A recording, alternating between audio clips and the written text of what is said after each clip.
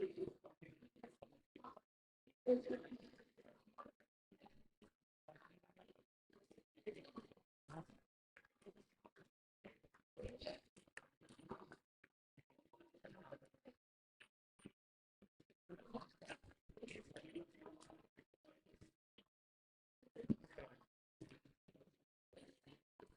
me.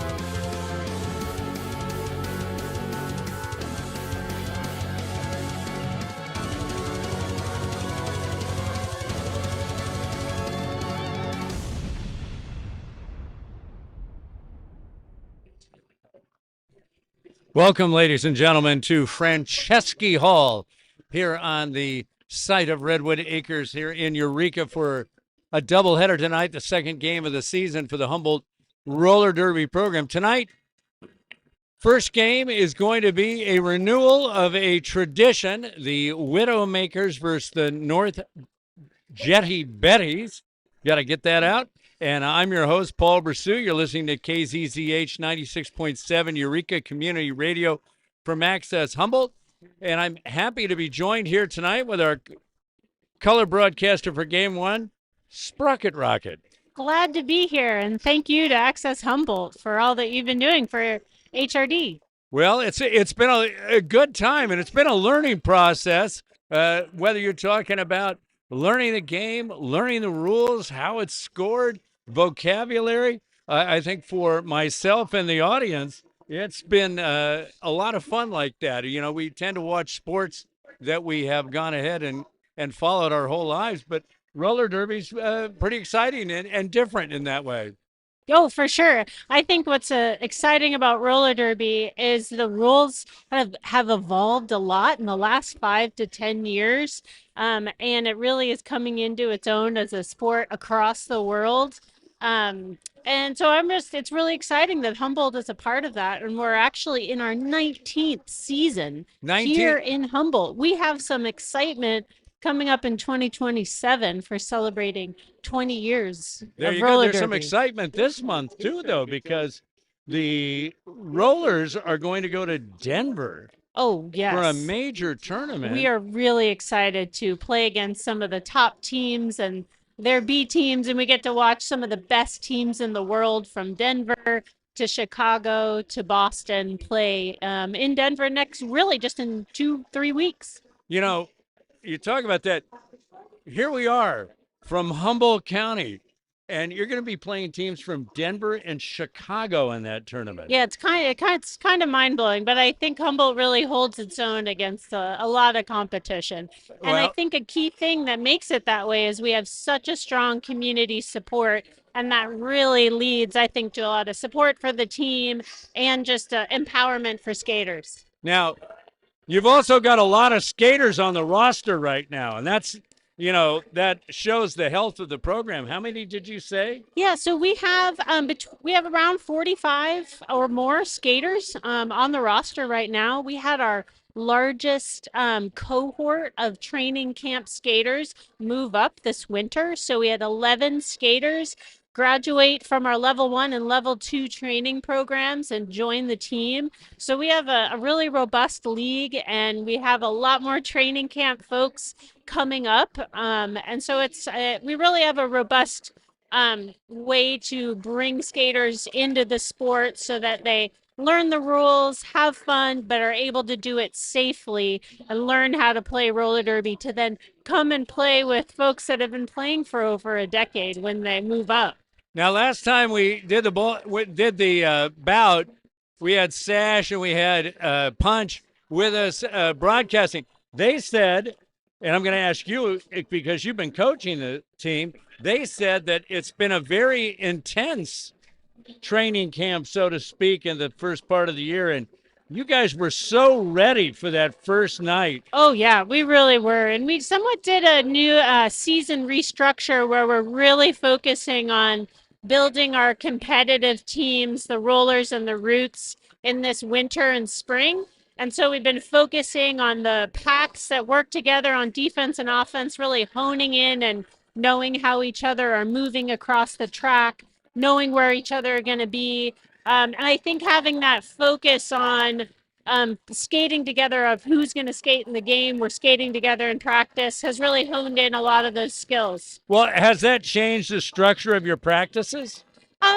It hasn't changed the structure as much as because we have 45 of us, we're coaching for all different levels. Skaters that just passed up training camp, to our competitive Roots B team, to our rollers team, our A team. So it takes a lot of practice planning, but also of everybody's often doing the same thing. We're just doing it within our individual packs and teams. You said earlier when we were speaking that the focus is on the competitive club, especially the club that's going to be taken to Denver. So are you able to get that focus enough during the practices? I think that's something that is constantly evolving. But I feel like with our results on the track, we definitely have shown that we've put in that time to be able to work well together so far. And hopefully we'll see that in the second game too tonight. We'll see that in the second game as the Rollers will be taking a team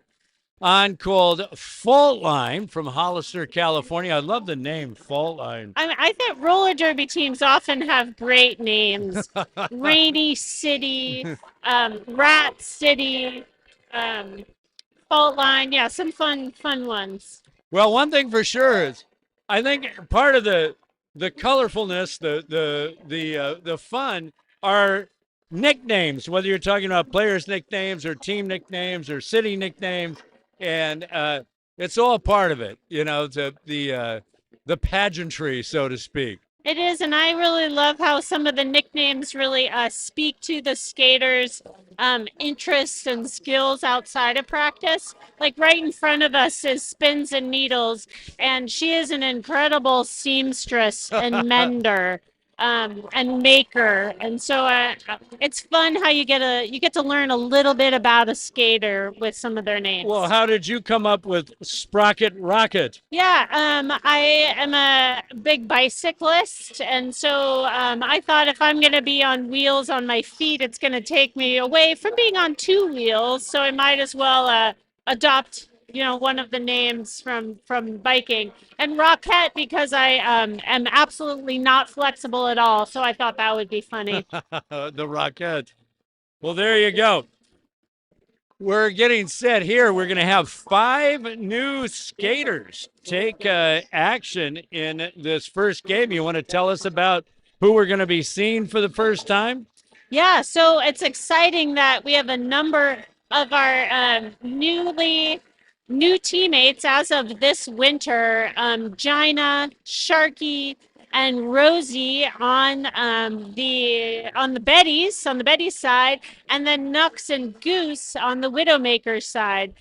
So all of these skaters have put in the time with the team. They have competed in 2 to 3 to more official scrimmages, and this is their first official bout roster. So I'm really excited for them. And it's especially in a Widows Betty's game, there's so much love within each of those teams that there'll be lots of support. There has to be some bragging rights. Oh yes, as a proud North Jetty Betty, I will be rooting loud for the blue team, but still have lots of love in my heart for the Widowmakers. And then good-natured needling in the next practice after tonight? Oh yes, a lot, and especially at our after party afterwards in the locker room. Oh yeah. Does anybody know the all-time? I mean, one thing about this is the history of this sport Yeah. is not written down. True. You have a 19-year history. Yeah. Where is it? It's like I Yeah. look in the archives, there's nothing. So, does anybody know the all-time bout score between the Bettys and the Widowmakers? I don't think so. However, Bianca Swagger, our longtime president and former president, has a lot of institutional knowledge, and so she could probably rattle off in her head an estimated, all time record. But I imagine the Bettys are ahead because that's just how we are. Well, Swagger's a Betty, so could get some revisionist history there. Yep. So the Bettys are taking a line, getting ready for the first jam of the ball game. Or of the bout. I say Yeah. ball game. I was told I sound like an all-radio baseball broadcaster because I am. In the refs for the first game, Blondie is the inside pack rep. Referee Lebowski on the outside. Tasmanian Devil, the jam rep. Missy Elliott is also an outside pack rep. Megalodonna is the jam rep, and Hellwood Blues is the head referee for this one. Now, roller derby. It's not a contact sport, it's a collision sport. It is carefully orchestrated. Is it carefully orchestrated? I've seen a few teams come out here. I felt like my teeth were loose by the time I left. There was some serious hitting. Especially on this turn 2 and 3 right in front of us. So, and in a bout like this with, you're going to have players that are playing in both bouts tonight because some of the rollers are involved in this game too. Are we going to see the ferocity of hitting that we see in some of these games, or? I do think that a lot of those hard hitting comes out, especially against other teams. I think we practice a lot by trying to, really work on our hits against our teammates. But there's always something in the back of your head versus you're skating another team, and there's not that little thought in the back of your head. You're gonna give it your all. So I think we'll see very carefully orchestrated offense and hits in this Betty's Widows, and then holding nothing back against Faultline. Are there people that are skating for the Bettys and the Widows tonight that are trying to impress the coaching staff, to try to get up onto the rollers? Oh, I think that, we recently had a team survey about really defining what competitiveness means to all of us. And it really outlined that skaters want to improve their skills, keep building those skills up to make a roster, but that it's also, they're there for the fun as well. So I think it's all of the above. And fortunately, as coaches, we get to see skaters skate every day at practice, and then are just excited for everyone getting to skate in the bout tonight. That's the loftiest goal in all of sports, I think, is to have it be both really competitive and really fun. Looks like Eddie for the Bettys. And who is that for the Widowmakers? And then we have Virgo for the Widowmakers starting out as the jammers. There you go. Those are your jammers to start. Little different kind of personnel. Chakra Punch, who's a jammer a lot of the time, is going to be in with the blockers. The Widowmakers look like they're going to start right on the jam line while the Bettys hanging back a bit, but I think we'll see them roll up. We're just inside of 10 seconds and getting ready for the first of two tonight. Second one will be a regulation bout, not a sanctioned bout. Difference between a regulation and a sanctioned bout? Yeah, sanction means that it is paperwork is submitted to our governing body, WFTDA, and then it counts for rankings. Regulation just means that we play a full 30-minute halves. So here we go. Bettys and the Widowmakers, the crowd is into it already. A lot of friends come out for these bouts. And Eddie with a pointing to the outside with a great move to the inside, and is the lead jammer streaking ahead. Virgo being held up and finally breaks from the pack, but here comes Eddie for the first time. Wow, Eddie knocked out by Torque and Beans. Beans with the play. Eddie fighting, and now Virgo coming up to the pack for the first time, and as Virgo did that, Eddie called off the jam. And on that first jam, as the points are being awarded, looks like Betty's 3, Widows 1. That's now you've been a jammer. Yes, I was a jammer most of my tenure while skating, and last season as a blocker. It's a lot of work being a jammer. Yes, it is. Cherry Bomber is for the Bettys. Let's see for the Widowmakers. And it's Bomber that breaks loose. Meanwhile, what a scrum at the jam line. And the pivot is going to try to be passed to the pivot. At least that was the thought. But now going back to the box is Spilly Goose in their debut. Is going to go to the box also. More so a power jam for the Bettys, and breaking loose Cherry Bomber. 2 players in the penalty box for the Widowmakers. Cherry Bomber coming around on the outside and being driven out hard by Mighty, from Mighty, and then is able to break loose. So some new players on the rink for the Widowmakers and adjusting to game speed action. Both squads have 2 in the penalty box. Now Spilly Goose is going to come out and knocked down hard by Snot, Parasnot. Meanwhile, then a pile up. Spilly Goose finally breaking loose. But I'll tell you what, mass confusion. Cherry Bomber was able to outscore the Widowmakers 9-0 on that run. It's a game of runs, isn't it? Oh, it really is. And also when I last said jammer, it's hard being a jammer. It is a lot of mental work being a blocker. There's so many things happening at once. Offense, defense, all at the same time. So a 13-1 start in favor of the Bettys. And right now,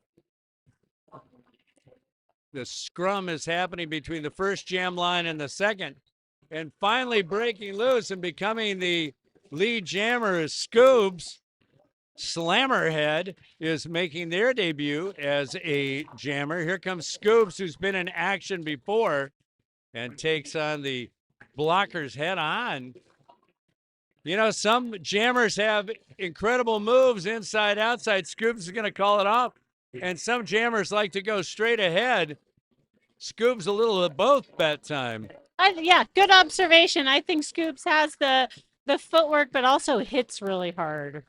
When you're jamming, what do you like best? I think a little bit of both, especially if the blockers think you're going to hit hard, but then you're going to juke around them on your toes. That's a nice sweet spot. There you go. Do you have the apex jump in your repertoire? Not like Mad Plow Disease, who we'll see in the second bout. There you go. So knocked out there for the Bettys was Raging Eddie, back for their second jam. Meanwhile, breaking loose, wearing number 911, Knuckleberry Pie. So the Widowmakers have come out and put the rookies in 3 straight times as jammers. Knuckleberry Pie, the lead jammer on this, heading into the pack. Tula's going to ride her out to the end line. Good job in turn 2 by the Betty defense. There is a Widowmaker going to the box, and Eddie finally breaks loose and is going to come up on a pack with a chance to score. 13-5. We've just got underway here from Franceschi Hall. Eddie is knocked out, but calling off the jam, the lead jammer, Knuckleberry Pie. I've watched sports all my life. You get numbers in this sport that 9-11. Yeah. 9-1-1. For sure. 5-1, 5-0. There's some There's some fun ones. Here's a new player, Rosie the pivoter tonight, coming in at wearing number 8,008. So 24 and a half minutes to go, 13-9, a close start. And Cherry Bomber for the Betties being held by Chakra Punch. Chakra Punch doing some blocking. We're used to Chakra Punch being more of a jammer. Bomber is loose and will be the lead jammer. Meanwhile, Braun-Luc Picard holding up the Widowmaker jammer, and that's for the Widowmakers. Hex on the beat. So Hex getting a chance. Cherry Bomber is scoring, though. Hex is finally loose. But Cherry Bomber, the lead jammer, and approaching, calling for her blockers to give that running screen, and then way around turns 3 and 4, calling off the jam. I love that running screen. Tell me about that. For sure. And also, you saw Cherry waving her hands this way. She wanted her blockers to get up in front of or hold a green blocker so that she could get a green blocker point, and the other jammer, the Widow's jammer behind, did not pass the hips of the blue blockers. So tell me the advantage of that running when the players are sprinting and the jammers behind them. Yeah, the Widowmaker blockers were trying to save their points, is what we call it, by getting their hips away from the lead jammer, the Betties, that could get those points. Virgo, in a great matchup with Tula, finally breaks loose and is the lead jammer, being followed by Parasnot. And now, what a pileup down here in turn number 1. And the jam is going to be called off. But that was a collision at high speed. The referees are sorting out the points right now. 19-9, our score at the moment. But it always seems like they add a couple more on, especially as soon as I give the score. Yeah, no, I think sometimes the skating officials need to convene about, what did you see? Did you see the Widow's jammer pass any blue blockers? Oh, we're not starting. So here we go. Jam gets started. And there's time for some reason. Now, if you've got a jammer, a rookie jammer making their debut named Slammerhead, I mean, is that oh, yes, is that foreshadowing the type of I think so. Jam style that we're going to see? Slammerhead's jam style is to never give up and always be moving their feet. So they're keeping their momentum going and hit hard and keep moving forward. That's their jam style, and that works really well for them. So an official timeout. Now, you're the coach. Are you looking for certain kind of jammers? I mean, you're putting the personnel together. Do you want to find straight ahead power jammers? Do you want to? We really like to mix our jammer lineup with a really wily, jukey jammer, to then the next person out being a really hard-hitting jammer. We really like to change it up so the other team is not knowing what to expect. Now, oftentimes, though, because these teams rotates in sets, so the blockers will come in together because they practice together. Don't you wind up with them on the same blockers a lot? There is a strategy to, at some points, certain jammers do better off the line with a certain pack, and we try to match that up. But really, in reality, our jammers are playing with our packs all the time. But there is some jammer matchups that will happen where if there is a jammer on the other team that is getting out and getting lead and getting a lot of points every time, we often want to match one of our jammers out there that we know they can get out of the pack. They may not get lead, but they're going to get out, so that we keep that really good jammer on the other team maybe only getting 4 points and not scoring 12 to 16 in one jam. So it looks like a power jam at the moment for the Betties. I don't see the Widowmaker jammer out there. Oh, I think they're in the box. And I can't see the box because as they're bunched up on the jam line.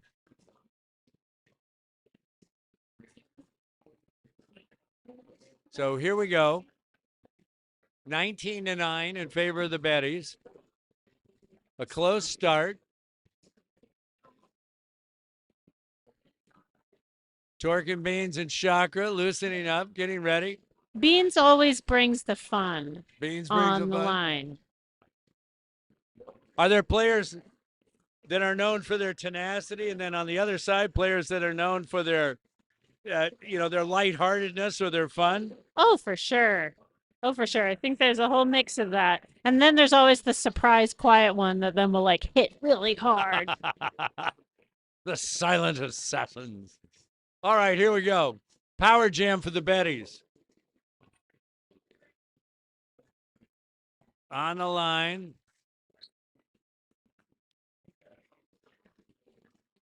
Crashing through his slammer head. Knocked down by Torque and Beans. Being pushed still hard by Spins and breaking loose. Spins is going to go to the box. So teams are even as far as skaters. However, it's a power jam for the Betties. And Slammerhead and Chakra Punch. That's a one-on-one matchup. Beans helping down. A good duo there until finally releasing Slammerhead. Torque and it looks like Virgo. Virgo is the jammer for the Widowmakers and hitting hard and going down to the rink and now up. But you've got a great triad of Betties holding Virgo together. And it looks like we're going to have both jammers heading to the box. So once that happens, I think Virgo will be released, right? And Virgo is immediate release. Not immediately released. Wow. So we have no jammers. No jammers. It should be Virgo that was released. The clock is running. Jammers standing by like operators, waiting to take your call. And now both come out at the same time. And they're laughing, and they're out in front, and it's jammer on jammer. All the blockers are moving, and this is a lot of motion. Finally, we have some players going down in turn number 4.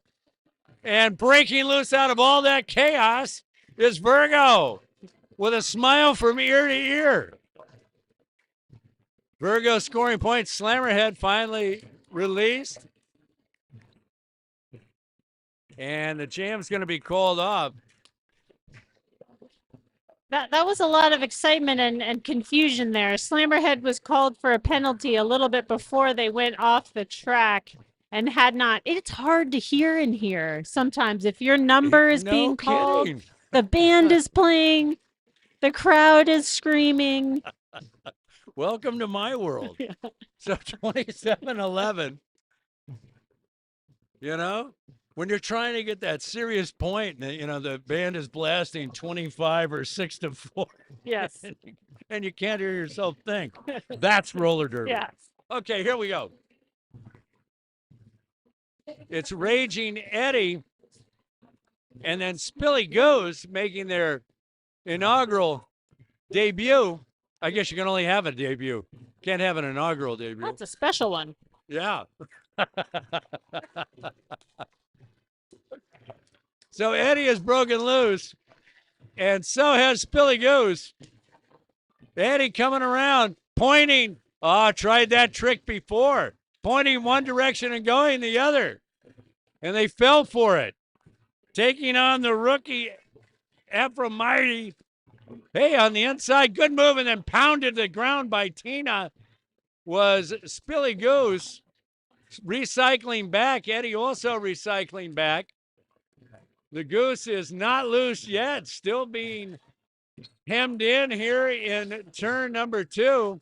And finally, they both break loose. But Eddie said they've had enough and calls off the jam. Now, even though they were behind Spilly Goose, They were the lead jammer, but now sent to the boxes. They were trying to call off the jam, and the jam continues. I've never seen that happen. Well, I think they got a cut over here in turn 2. They just did not hear it until they were well over on turn 3. So then, if indeed they got called for cutting the track, which is what the jammers get called for the most, the reality is that they were penalized. They didn't have the right to call off the jam. Correct. There you go. Meanwhile, Spilly Goose, baptism under fire, getting bounced around by the Betties. The veteran, Raging Eddie, back out. Eddie to the outside, inside, outside. Great moves by Eddie tonight. Off to a good start. Nods to the coach down here in the near corner. And now can call off the jam, and that's exactly what's going to happen. A solid jam for the Betties, who have taken a 35-15 lead.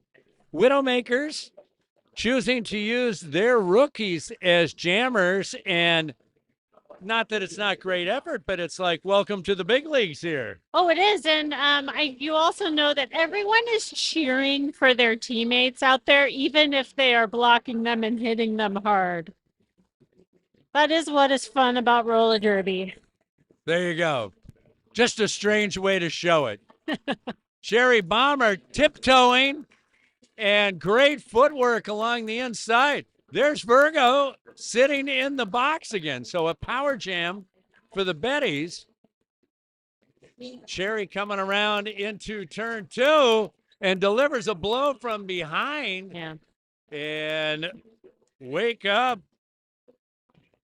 Doom was not watching and got hit pretty hard, but it was going to be a penalty call on Bomber. So that releases Spilly Goose and cuts to the inside, and a great move. Not quite the apex move, but really had good vision on that. Cut on the inside. Now let's see, a little confidence. Goes to the inside again. There's no room there. Pushed out by the Betties. That's Hiss and Tell. And headed to the penalty box was Spilly Goose. That means that the power jam is over for the Widowmakers, but the power jam now is on for the Betties.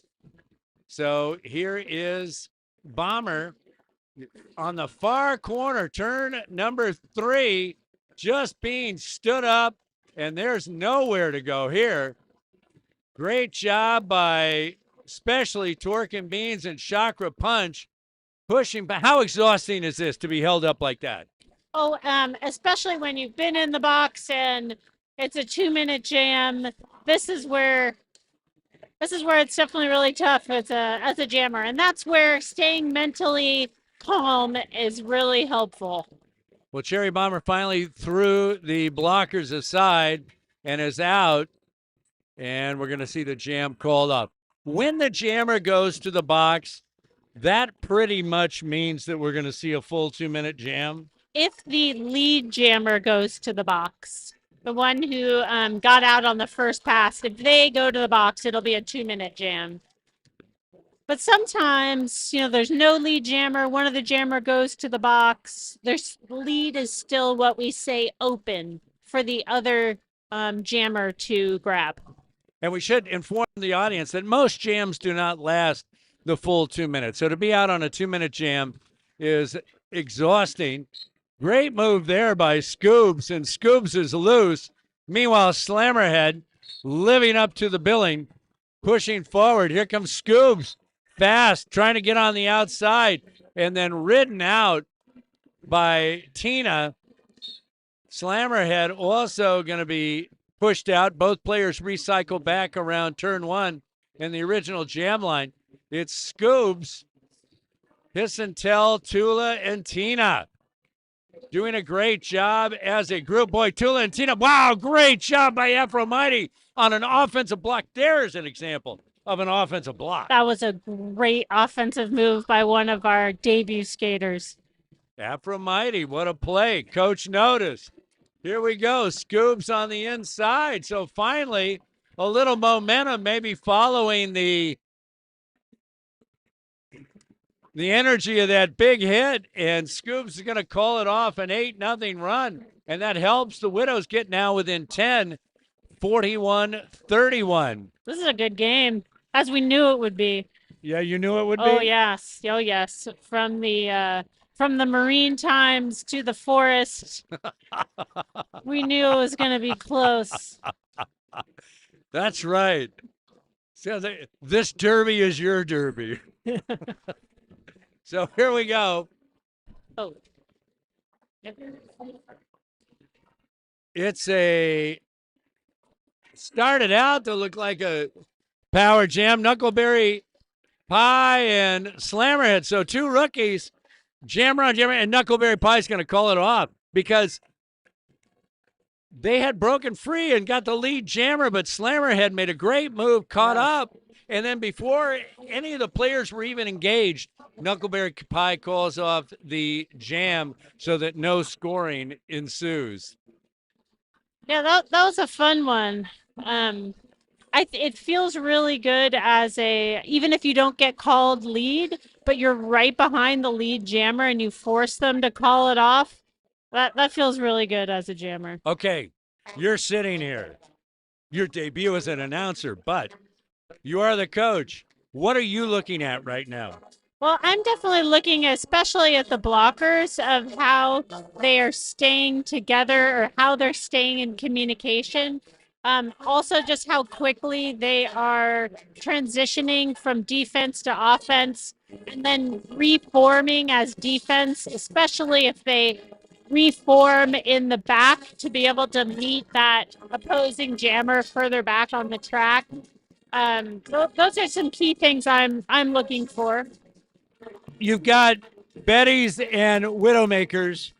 Now, members of both teams will make up the rollers tonight. So you're going to have different groups, I would assume. Maybe not the same group that they are blockers with when they're playing on the rollers. Yes, correct. And I think that is also what is really fun about our full league is that we get to play in different combinations, especially heading into different games.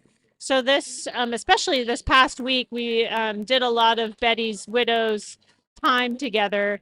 But Tula and Braun play in the same pack on the rollers, although we'll probably not see them out at the same time on the Betty's tonight. And that's why. Really, we're trying to save the legs of the rollers that are playing in the Betty's Widows game so we can have all of their intensity and tenacity in the second bout. Speaking of intensity and tenacity, Chakra Punch has come in and will be a jammer for the Widowmakers. It's Raging Eddie. Great move. Raging Eddie has had some good breakaways tonight, going inside and outside, and now both jammers have broken loose. Eddie pointing to their blockers, and then coming on the inside, Malice is going to ride her out, and let's see what's going on. Looks like the jam was called off before Chakra had a chance to catch up. Only a 2-0 on the jam.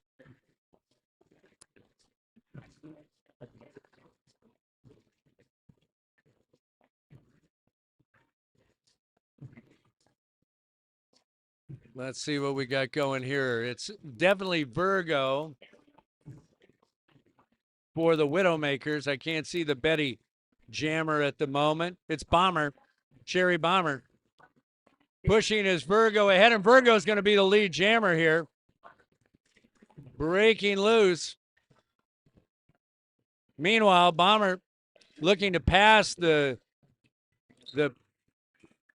cap, the headgear.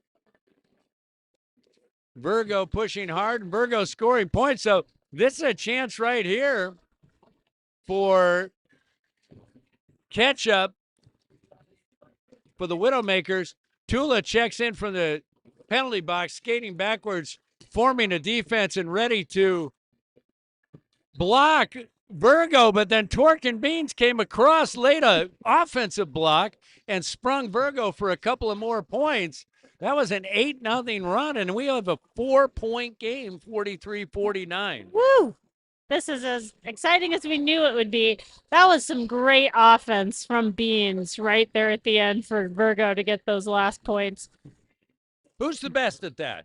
Transitioning from defense to offense. Oh, well, what's funny is I think Tula's one of the best at it, and she just got hit quite well by Beans there. Yeah, she wasn't expecting that one. Blindsided. Billy Goose. But the Goose is pushing. Great footwork by the Goose. And the Goose is indeed loose. The lead jammer, meanwhile, getting pushed out is Slammerhead and heading to the penalty box. So that means power jam in favor of the Widows. And I think Billy Goose got 4 points. We're tied. We're tied with 9.5 minutes to go in the first half.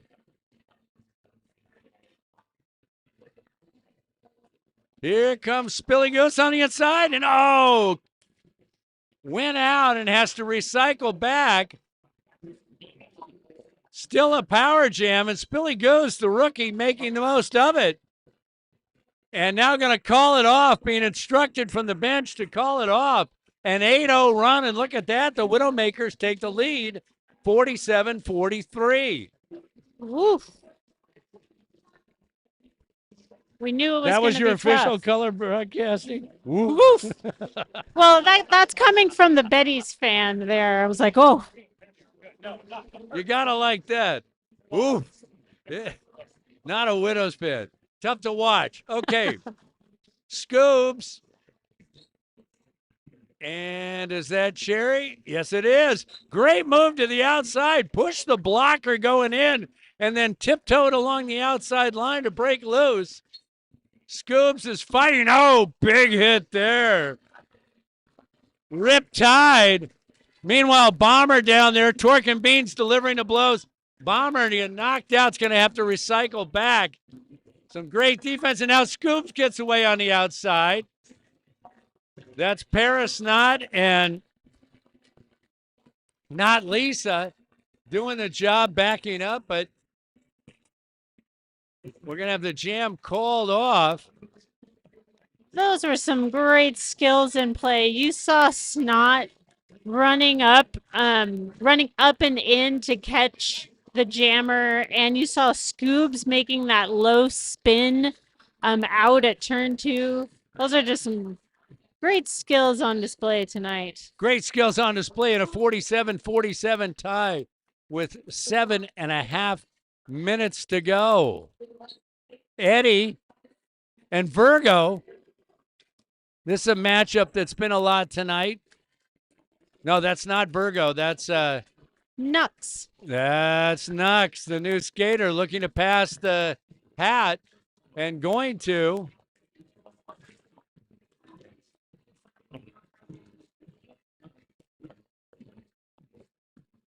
Eddie's got to recycle back here in turn 1 and hit very hard. Good job there by Aphrodite, who's had a good game.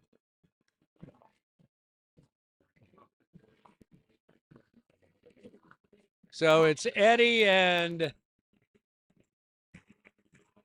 Immoral Combat took the star in one of our first successful star passes. There you go. So Immoral Combat was serving as the pivot, and the pivot with the stripe is really the only other skater on the track that can accept the star from the jammer.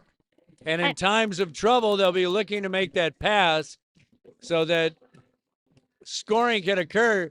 And now the entire jam line is doing the Macarena. Here we go. Wow! Paris Knott. Wow! Looked like they evaporated and then reappeared through that line. That was the fastest we've seen a jammer get through tonight. But now meeting Torque and Beans, Chakra Punch. And Spins and Needles, a very formidable triad. And catching up from behind. Knuckle, no, that is Hex on the beach. Hex, a rookie night. And driven out driven out of the far corner. That means it's going to get Paris Snot is loose. Getting ready to engage on the far straightaway and does. And they're going to gum things up there. Meanwhile, Hex is catching up. And let's see, Hex knocked to the ground. Knocked to the ground by the Bettys. That was in turn 3. Paris Knott still pinballing around and finally breaks loose. And Paris Knott looking to the coach, saying, please tell me to call this off. She's getting tired. Hex breaks loose, but they like the scoring ability of Snot at the moment. And Snot tries an apex jump, but is flipped and knocked out to the inside. The jam is called off, and then interestingly enough, it's a jam that has 19 total points scored, 11-8 Betty's. It's 61-55.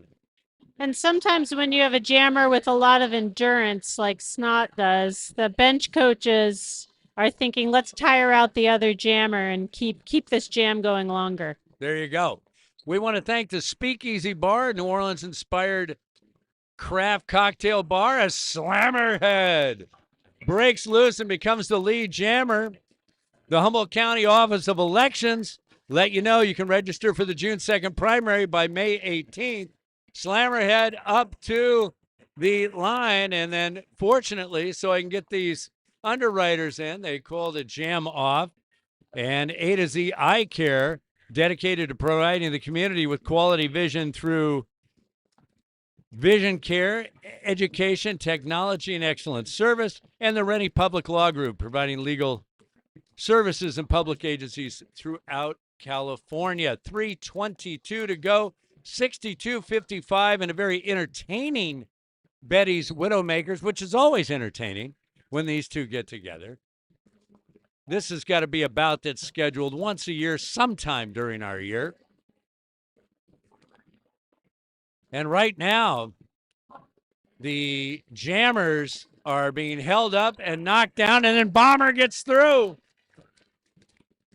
Bomber's done a great job tonight. Cherry Bomber with straddling both the inside and the outside line, coming up for a scoring possibility, but taking on the Widowmaker blockers head on. Meanwhile, Spilly Goose breaking to the inside, and the Betty's still having them locked up in turn 2. Bomber's going to go on the loose, so with 2:29 to go in the half, it looks like the Betty's can put a little bit of a scoring rush on the Widowmakers before half. Bomber coming up to the scrum and now going to call off the jam, looking to call off the jam. They made their second pass, but they're not able to call off the jam because they had called a penalty for cutting the track. So that means just when it looked like the Betty's were going to take advantage, you've got the Widowmakers on a power jam, and Spilly Goose, the rookie, cutting back to the inside, pushing all the way down here in the near straightaway, heading towards turn 2, looking exhausted, pushing against that blocker front of the Betty's and not going anywhere. This could be the full 2-minute jam. Chakra punch taking out one of the Betty blockers. Spilly Goose finally getting loose. And Torque and Means heading to the penalty box. Spilly Goose rounding. Are they going to have a chance to try to score some points? And the jam ends. Let's see how it all sorts out. That was a full 2-minute jam for the 20th jam of the half. An 8-6 margin for the Betty's, 70-61, and one of the closest bouts we've seen in a long time. Scoops and Eddie with 50 seconds to go. Scoops for the Widowmakers, Eddie for the Betty's. And two very exciting jammers, I think, to end the half with. Here we go. Tula holding up Scoops, and Eddie is going to break loose. So does Scoops. They're right on each other's tail. Oh! Eddie Knox scoops down on the far straightaway.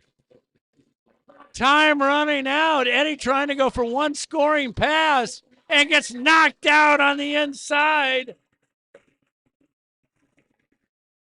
No points scored. Wow. Just take him out. That was an exciting one. It was exciting. That's going to be the half. 70-61 in favor of the North Betty Jetties. We're going to go to intermission. We'll be back with an interview in the second half. This great intersectional rivalry, Betty 70, Widows 61.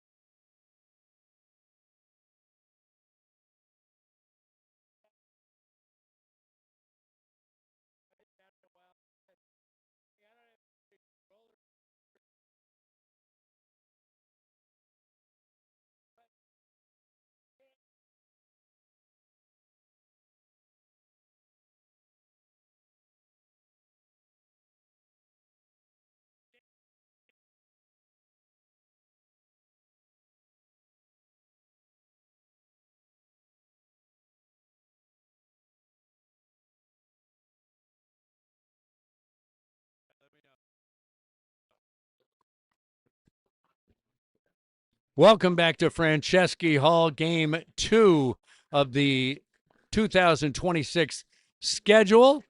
And a very festive night, a big crowd because we have the traditional North Jetty Betties versus the Widowmakers, an inter-squad scrimmage of people in the Humboldt program. And it's been a great first half.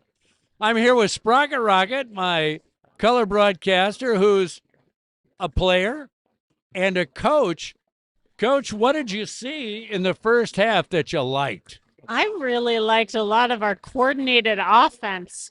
I mean, a key part of jammers getting out of the pack is getting some help from their blocker buddies. And especially some of our new skaters saw some great offense happening. I saw some awesome tenacity on the jammers. All of our new skaters are playing super well. I'm very excited for them. Um, and as a Betty, I can't help but really appreciate the scoreboard. 70-61 in favor of the Betties. You talk about new players. Both Spilly Goose, Knuckleberry Pie have both been used as jammers in the first half. Although I thought, in my mind, I thought the play of number 234 for the Widowmakers, Aphromighty, was pretty impressive. They did the job, what you're talking about, transitioning from defense to offense like a veteran. Oh, yes. Yes, they really did. And that's where it's exciting I coached a number of his, skaters, both in the league and then seeing them come up through training camp. And it's really exciting to really see them showing their stuff and having so much fun on the track while doing it. You're going to have to give me a definition. When you say see them in the league, you mean the... Oh, sorry. Just like of coaching them in the league now, but just seeing their trajectory through the training camp and now seeing them in their first bout. It's like, this is what it's all about. This is what it's all about. Looks like Virgo and the opening matchup. No, that looks like Slammerhead, another first-time player getting their debut and being a jammer. And it's Virgo being pushed down by Braun and then driven to the ground is Slammerhead. Both jammers have to recycle back. You got some pretty hard hitters out here. Torque and Beans, Braun is out there. And Chakra Punch, who's had a great first half too. Good job there by Virgo, trying to be ridden out by not Lisa, but was able to stay on their feet. Slammerhead finally loose, but it's Virgo that's going to have the first chance to score some points here in the half and pushing the blockers aside and breaking loose on that far straightaway. So the Widowmakers are going to have the first scoring of the half, and they have the lead jammer here in jam number 1, just getting started second half. Very close, 70-65. And we say scoring is so fluid in roller derby. All kinds of clogs and traffic jams in turn 4. Neither jammer able to break loose, and finally it's Like a Virgo. And Like a Virgo is going to call it off, exhausted. Talk to me about when you get when the jams gum up like that, when there's no real movement and you're pushing. How hard is that? It really is like pushing a 800-pound sled when it's not going anywhere as a jammer. The old blocking sleds I remember from the high school football. Yeah, that was terrible with a coach on it. And like then as a jammer, you're really hoping for that offense to come help you out. That's when you need that block to spring you. Spilly Goose getting locked up. Spilly Goose had a real introduction to jamming tonight. Been a very tough competitor. Speaking of tough competitors, there's Parisnot. Parisnot getting pushed around and then somehow winds up on the outside and breaks loose for the lead jam position. So Parisnot coming up with the first chance to score. Parisnot cutting to the inside, wearing the blue jersey but the green pants. Easy to confuse Parisnot. Maybe that's it. And Parisnot breaks loose on the inside again. So Betty's coming right back and putting some points on the board. Spilly Goose finally loose and looking whistle being blown. Somebody getting called for a foul, and it's going to be a power jam because Spilly Goose is going to the box. And now looks like the jam called off with a 6-4 in favor of the Bettys on that jam, 79-73. This will be a good advantage for the Bettys to start because the Widow's Jammer will be in the box for 30 seconds. So power jam to Cherry Bomber. Yeah. Now, the only way that jammer can come out of the box is if, indeed, Cherry Bomber got called for some sort of infraction and then they had to go to the box, right? Yes, but also after 30 seconds, they'll be able to get back on the track. All right. So Cherry Bomber trying to be ridden out by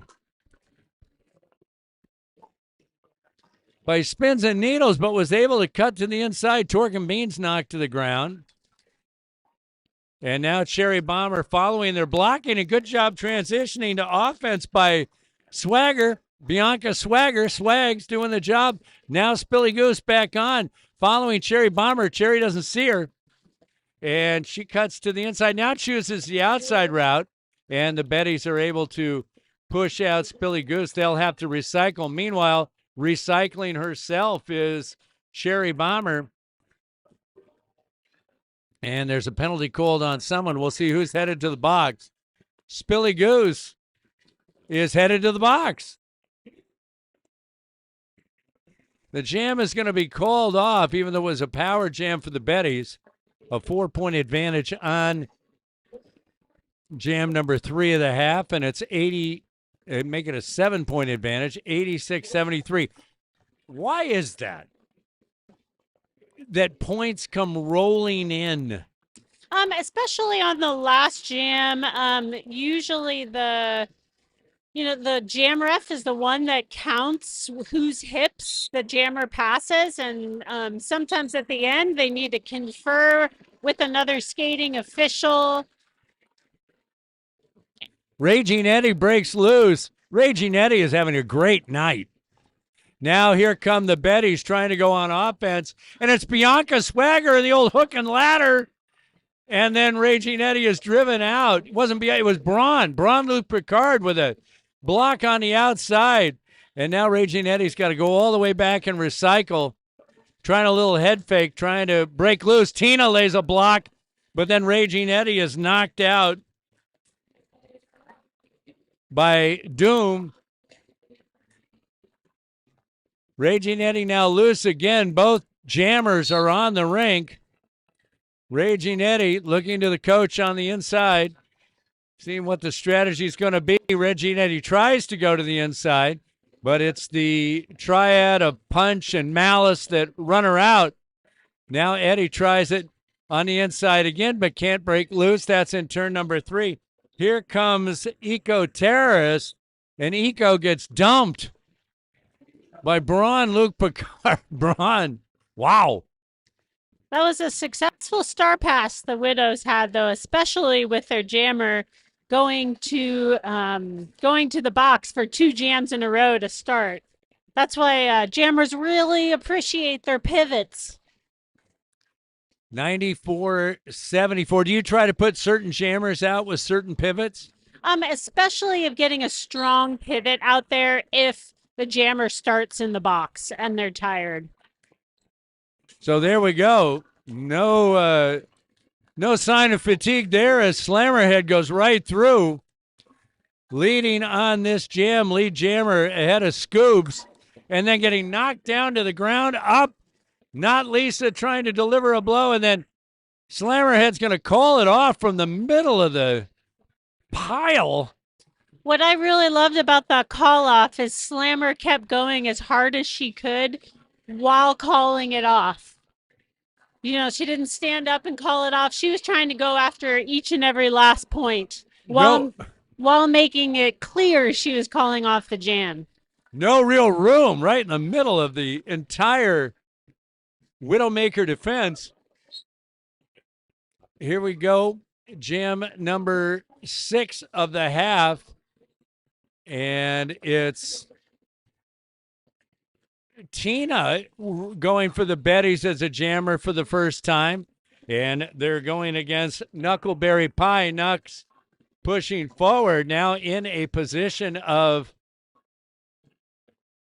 a power jam. And now Nux is going to be called for an infraction. Going to go to the bench. You have both jammers in the box. As soon as Nux sets down, then Tina can break loose. Tina on their first jam of the night, sizing up the situation as going around turn 2 and now trying to weave their way through the Widows. But we have the action being held up in turn number 3. Tina pushed out, going to have to recycle back. Eco-terrorist, the first to engage. And finally, Tina not able to break loose and gets knocked out. Meanwhile, in the midst of all the chaos, Knuckleberry Pie is able to just sneak through. Good vision by the rookie and doing it again. Betty's looked disjointed defensively as Nux is taking advantage of that. And the Betties really haven't advanced very far since they got stopped up in turn number 3. And here comes Nux. Third time around, scoring point on an 8-0 run. Whoa, taking on Tina one-on-one. Tina's wearing the star, the jammer, and went ahead and laid the hit on. Now Tina has to recycle back. 12-0 run for the rookie Knuckleberry Pie. It's going to be called off. And fantastic. That was real challenging for the Betties as we had 3 blockers in the box at once. Hey, this is KZZH 96.7 Eureka Community Radio from Access Humboldt. You're listening to Humboldt Roller Derby, and you can thank these folks. The Speakeasy, a New Orleans bar right there in Old Town, located at 411 Opera Alley in Eureka. And A to Z Eye Care, dedicated to providing the community with quality vision care through education, technology, and excellent service. And the Humboldt County Office of Elections. And they want you to remind you that you got to register by May 18th for the June 2nd primary. Knocked down and looking injured at the moment, and we're going to have a whistle blown, is Cherry Bomber. And so now the players, as they do, will circle Cherry so that privacy for the moment. You've got 19:35 to go in the half. It's 96-87. And now I'll ask the coach. This is the biggest fear, though, of an inter squad exhibition, is that somebody might get hurt. Oh, I think that is what we all recognize with roller derby as a contact sport, is that there is that chance of injury. The fact that we play contained and calm in our hits, I think, is a key part of reducing those chances. But we all support each other through that. And this is a great opportunity to say how much Humboldt Roller Derby appreciates our volunteer medics, our volunteer announcers, our volunteer band, and we're hearing cheers as Cherry heads off on her own power. Let me ask you this question: is the injury rate between practice and games in a season, for a total season, 100%? No. Everybody's going to get nicked up during that time? Definitely. We take pride in a lot of our bruises, and there's some really different color bruises in all manners of places that we get. But really, I think the chances of getting hurt more in pickup softball might be higher than roller derby. Well, there you go. That would be from experience. An interesting statistical study. Eddie breaking loose again. Boy, Eddie's had a great night.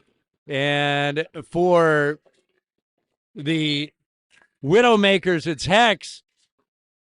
Hex on the beach. Now Eddie with that fake point, but they bought that one too many times, getting knocked out. Knuckleberry Pie being used as a blocker with Malice, and it's Knuckleberry and Malice taking them out. Also, Doom in there.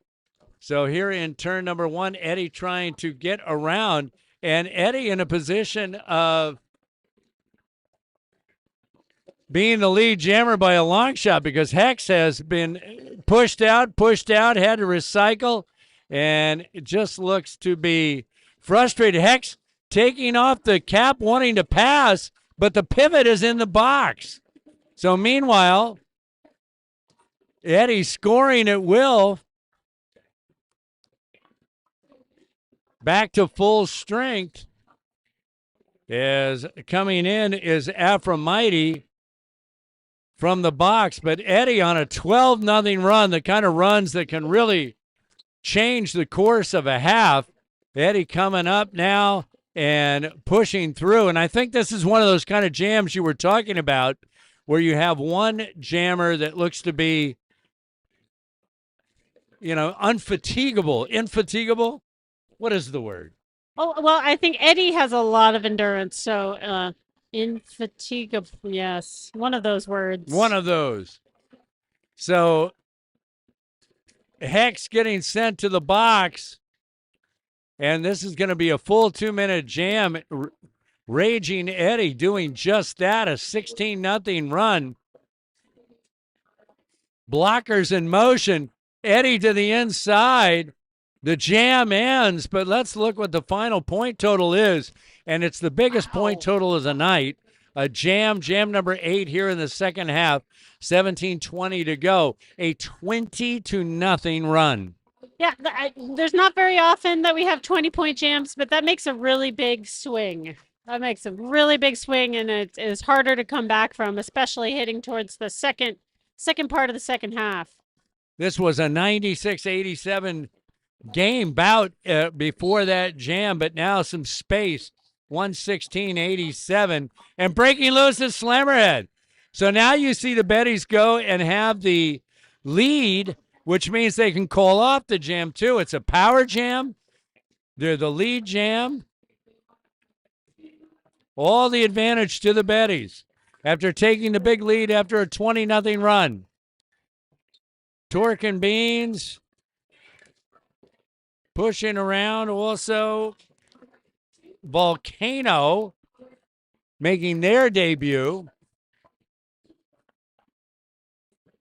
Here comes Parasnot back in from the box.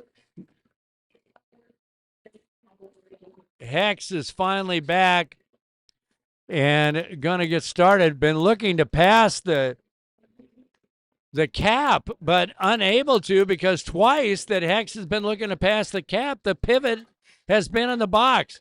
Hex trying to do some straightaway jamming right here. Slammerhead in the box, so Hex on a power jam finally breaks loose. Down goes Hex, exhausted. Realizing what this is like now, Slammerhead trying to catch from behind Hex and Slammerhead. Hex acting like a blocker out there in turn 4. Slammerhead gets the advantage and now is going to head through, and Torque and Beans lays him out. Right down here in turn number 1. Got a penalty being called on Beans, and Slammerhead goes through. Meanwhile, Hex, hands on hips, having a hard time, then plows into Parasnot in the far straightaway. And Slammerhead also on that far straightaway, but breaking loose. Breaking loose, a 12-4 scoring run on the backside of a 20-0 run. And the jam is going to be called off. That's 32-6 in the last 2 jams for the Betties. Yes, can't complain as a Betty over here. But I think there's a lot more Derby to play. And the Widowmakers can be sneaky. They can be really sneaky. Well, they do have all those axes and saws over there. They really do. Tall and mighty. Well, we do have Mighty out on the track. That's right. And here's a new jammer for the first time. Not Lisa, who has jammed before for the Roots. Not Lisa breaking loose. So coming in to give the Betties a, oh, not Lisa, knocking down Aphrodite with a forearm that would make any fullback proud. Now Chakra has broke loose for the Widowmakers. Chakra punch trying to score the veteran. And Chakra punch is scoring. Chakra punch back from an injury, telling me at halftime that that's why they were blocking so much. But now the Widowmakers need her, so she's been called upon. The end of the jam. And Chakra is someone that has played Derby for a long period of time and has a lot of skating experience. So it's fun to see their blocking skills out there this season. 4-4 on that last jam, so Widowmakers unable to cut into the lead. Eddie and Virgo matching up again. And Virgo trying to be the one that busts loose, but it's Eddie. Eddie has been so wily. Out on the outside, great blow delivered from Doom to Braun. Braun smiling. Here comes Eddie coming up for a scoring opportunity, getting knocked out by spins and needles. And Virgo pushing through. Braun trying to give one last hit at the end of turn 2. In the penalty box is Eddie. So power jam for the the Widowmakers is right here in turn 2. Virgo is taking on the Betty blockers and knocked to the ground. It's going to have to recycle back. 132-101, 12-11. And Virgo, if there's going to be a time when you've got an opportunity to make a run, it's now. Eddie's going to come out of the box, but have to recycle back. Virgo trying to catch a breath, heading around to meet the Bettys again. Braun takes her on. That's also Paris not in there. Gina in her debut being part of that triad, the blocking that's keeping Virgo from busting loose. Eddie now taking on the triad of the Widowmakers here on the far straightaway, looking for something on a power jam. So the Bettys get a break because Virgo is in the box. Eddie looking to the bench, but they want Eddie to go. Eddie has had a great night scoring. Far corner. Oh, Eddie gets dropped. Eco Terrace lowering the boom.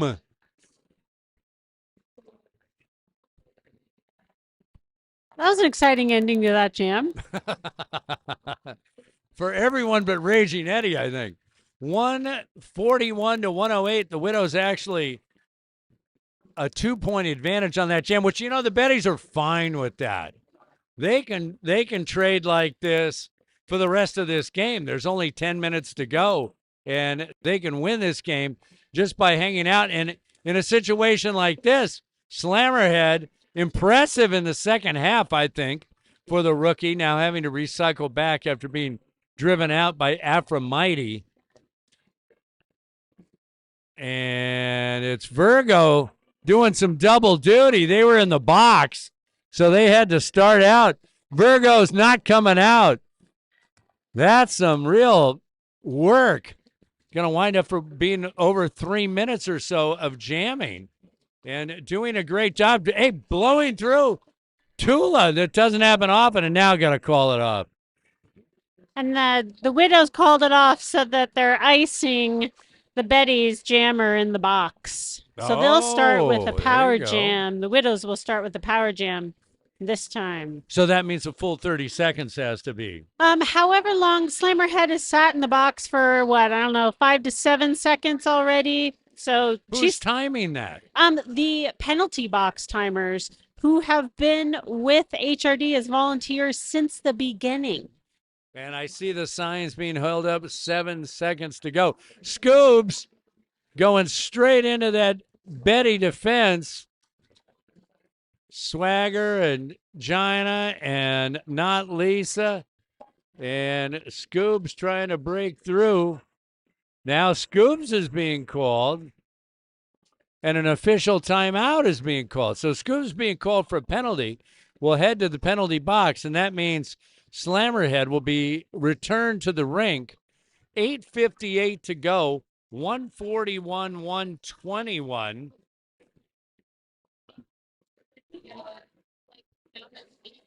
$8:58. Second game of this doubleheader tonight will be Faultline from Hollister making the trip. Hollister south of San Jose, kind of on that southwestern side of the Santa Clara Valley in the northeastern of Monterey County. Right, I think, Steinbeck Monterey country for the True. literary audience out there.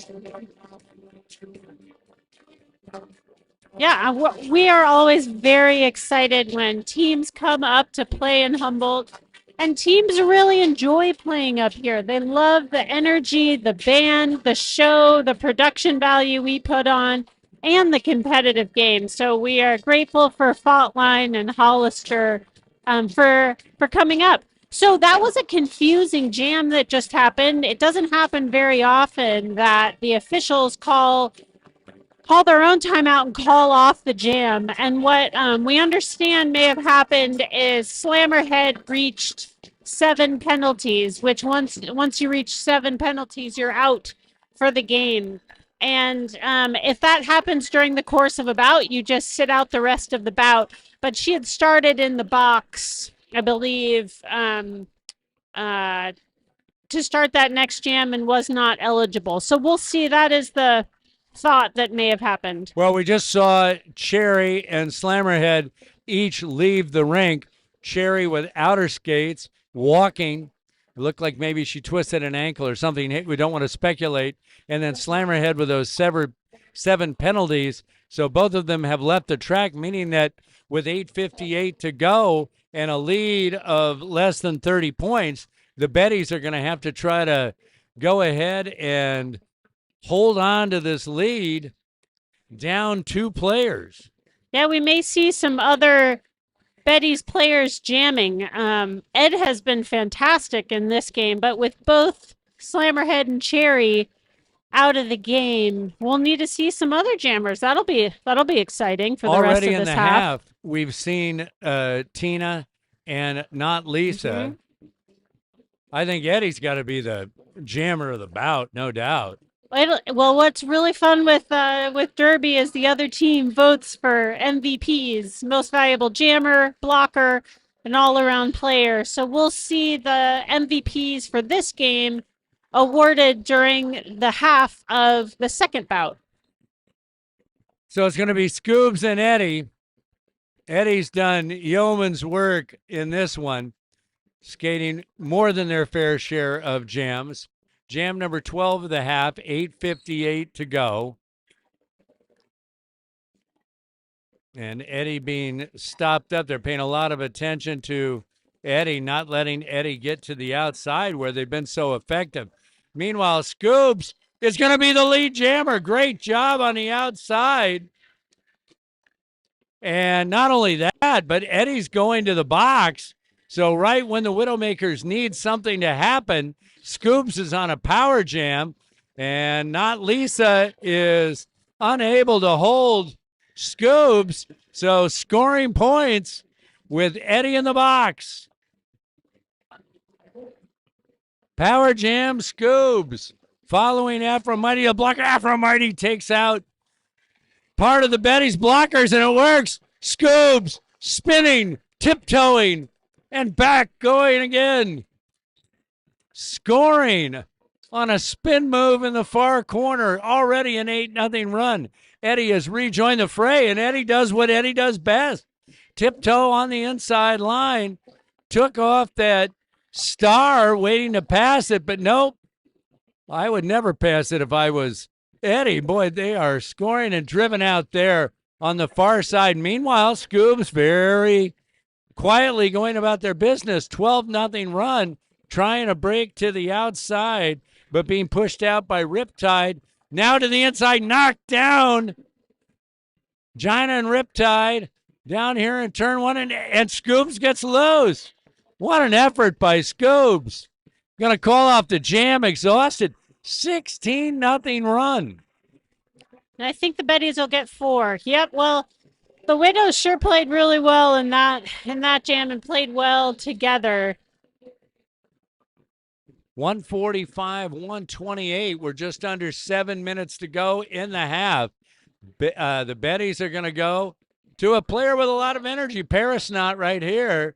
And Parisnot's going to start out, and it looks like a timeout. Now, this is the most difficult thing for me to understand is the review. When there's no cameras or anything, how can they review?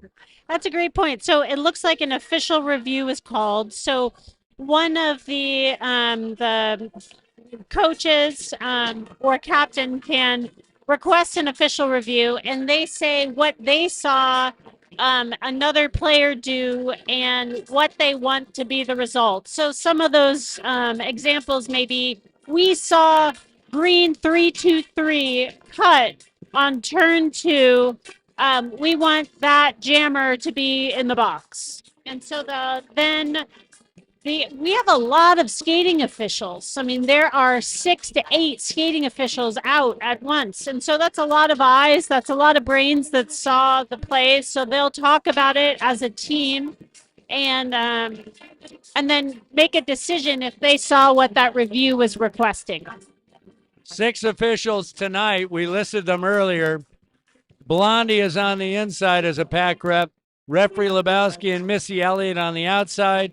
You've got jam refs, Tasmanian Devil and Megalodonna, and then Hellwood Blues, the head ref. And this is a veteran crew. They do most of the games.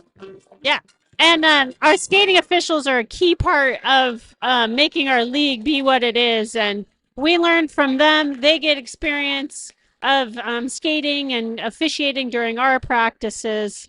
But you're right. This is all of going from memory. We don't have instant replay now as in baseball or basketball.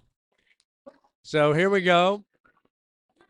They're going to go ahead and a decision has been rendered. Searching the recent memory of these officials. Everybody is ready.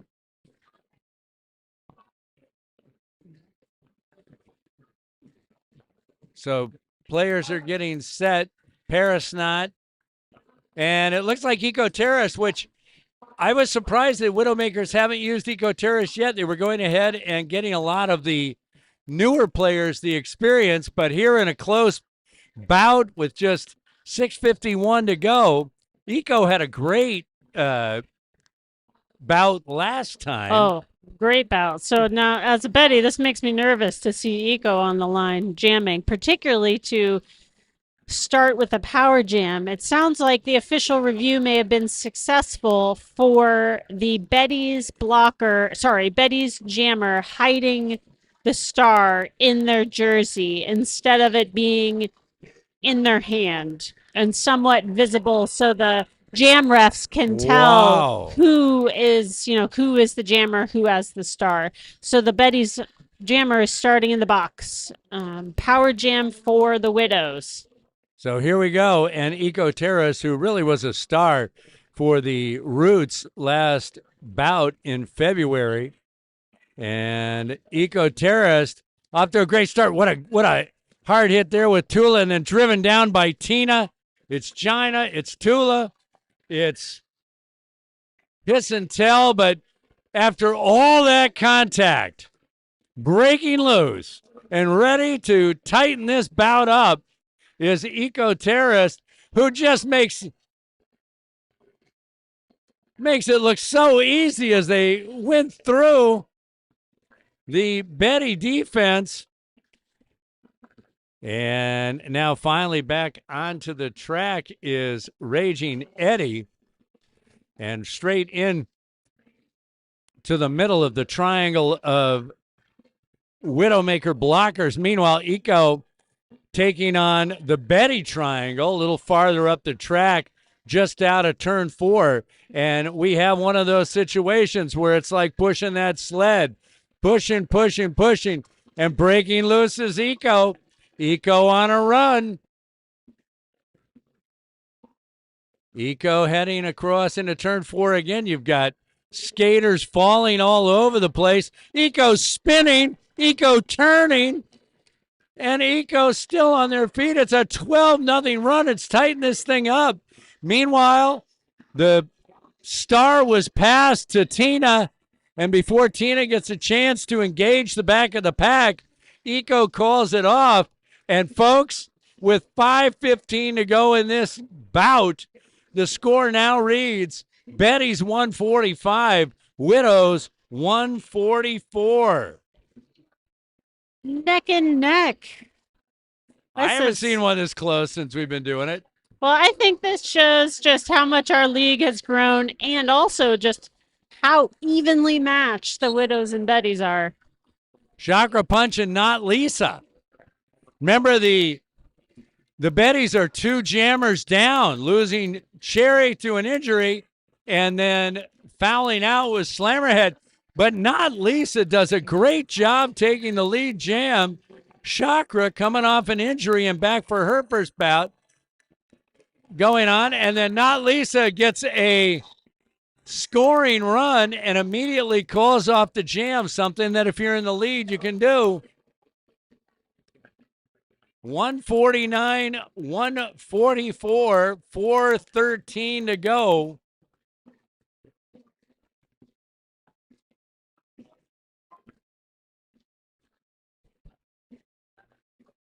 It's going to be the Goose, Spilly Goose, who's had a tough night in their first night out against Paris Knot.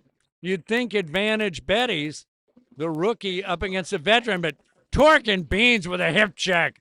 Drives Snot out. But Snot gets back. How resilient is that? Snot's the lead jammer. Had a good time. We're just over 3 minutes to go. Snot keeping their eye on the coaches. Gonna score some points. Got Spilly Goose out in front of him. Gonna go ahead and call off the jam.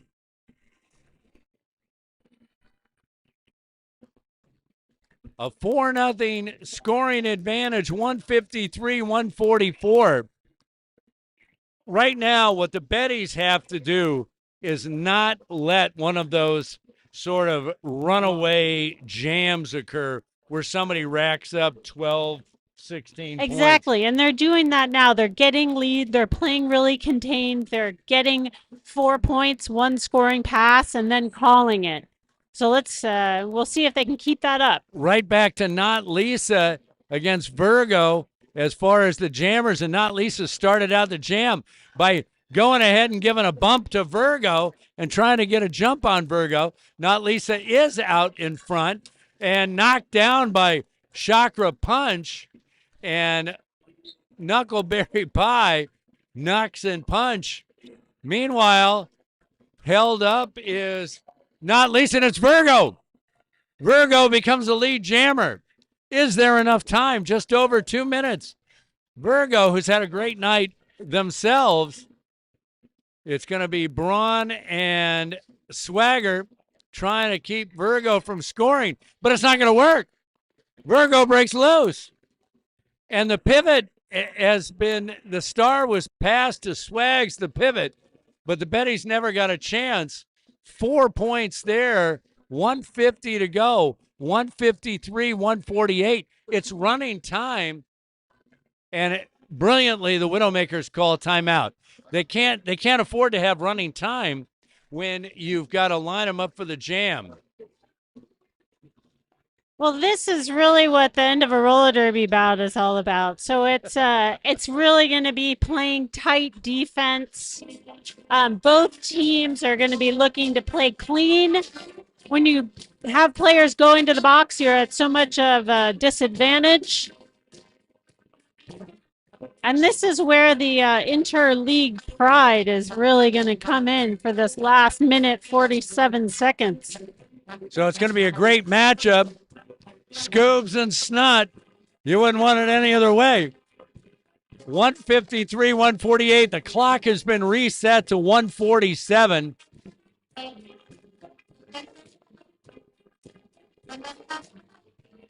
Blockers discussing their strategy. You've got two Betties in the box. So they're down 5-3. It's Braun and Tina. They're going to be asked to really step up.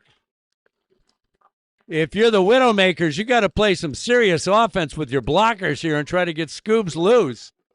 147 to go. What's going to happen? A gutty effort by the Betties, or the Widowmakers going to take this advantage? Tina pushes Scoobs out and then has her recycle. And look at that. Paris Knott becomes the lead jammer. Tremendous. And now Braun goes off. There's only one other. Oh, what a hit. Beans came from across the track and laid out Snot, rolling towards the announcing table. There was only one other Betty on the track, and that was Tina.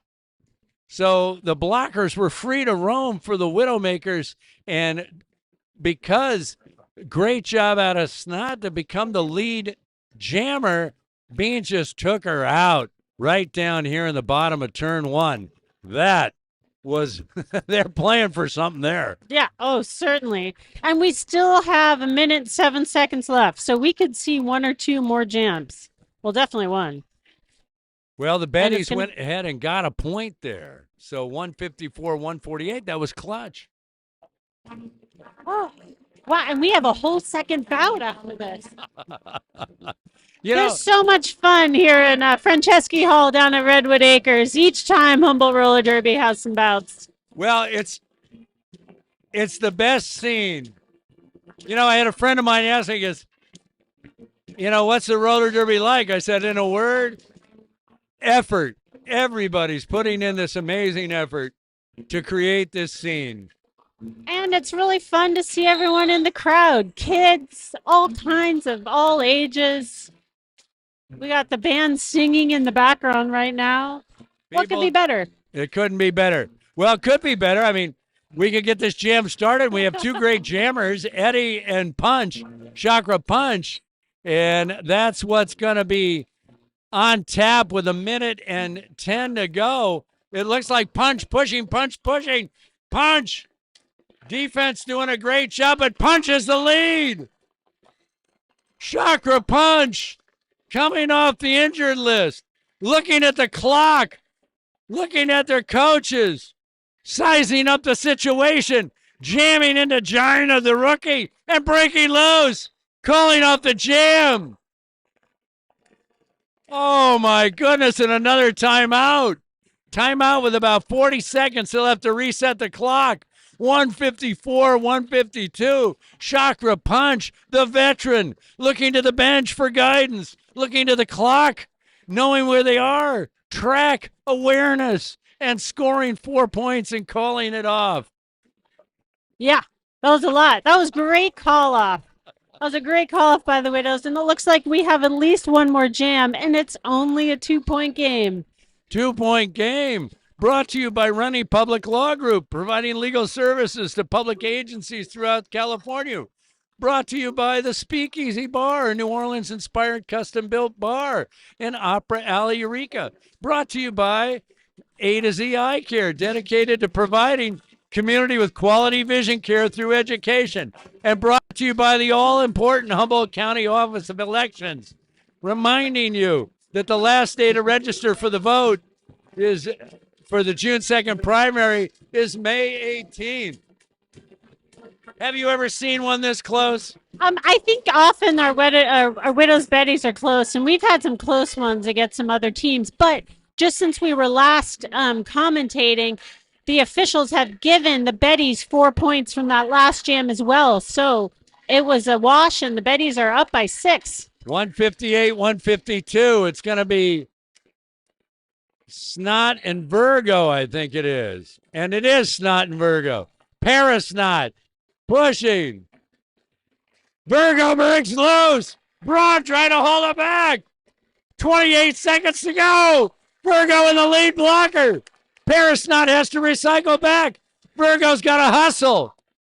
Here we go. 16 seconds to go. Virgo to the outside. Virgo being held up by Not Lisa and Braun knocked to the ground. 158, 156. There's 1 second, but they've got to finish out the jam. The jam still has 120 to go, and we're in extra time here. Virgo to the inside. Virgo breaking loose. Virgo calls it off. 160, 158. Widowmakers on the last jam. Are you kidding me?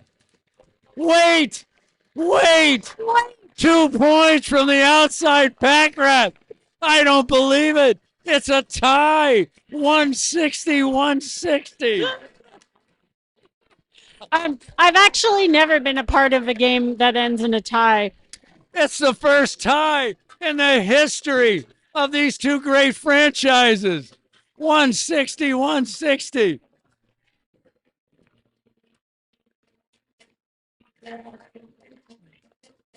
What happens if there's a tie? We're about to find out. You know what I think happens if there's a tie? Leave it tied. And this is where I'm speechless because I actually don't know that part of the rules. It hardly ever happens. No one does. But the skating officials are certainly having a great talk. Skating officials. I think a tie is a result.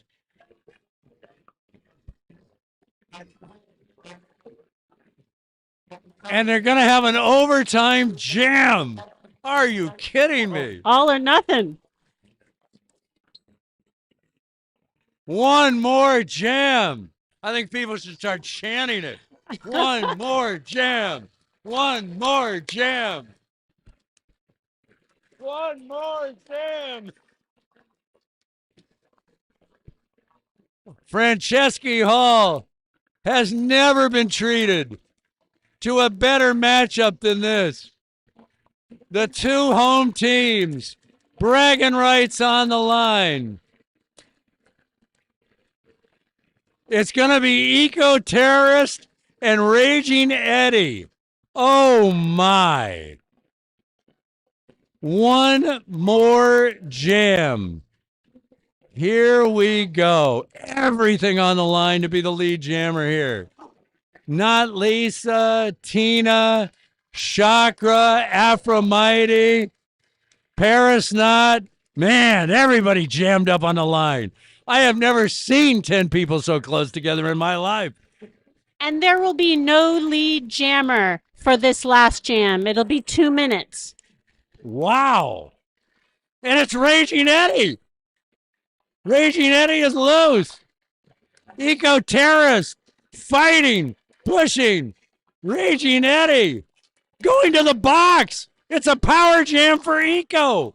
Raging Eddie was sent to the box. Eco was dumped. Whistles are being blown.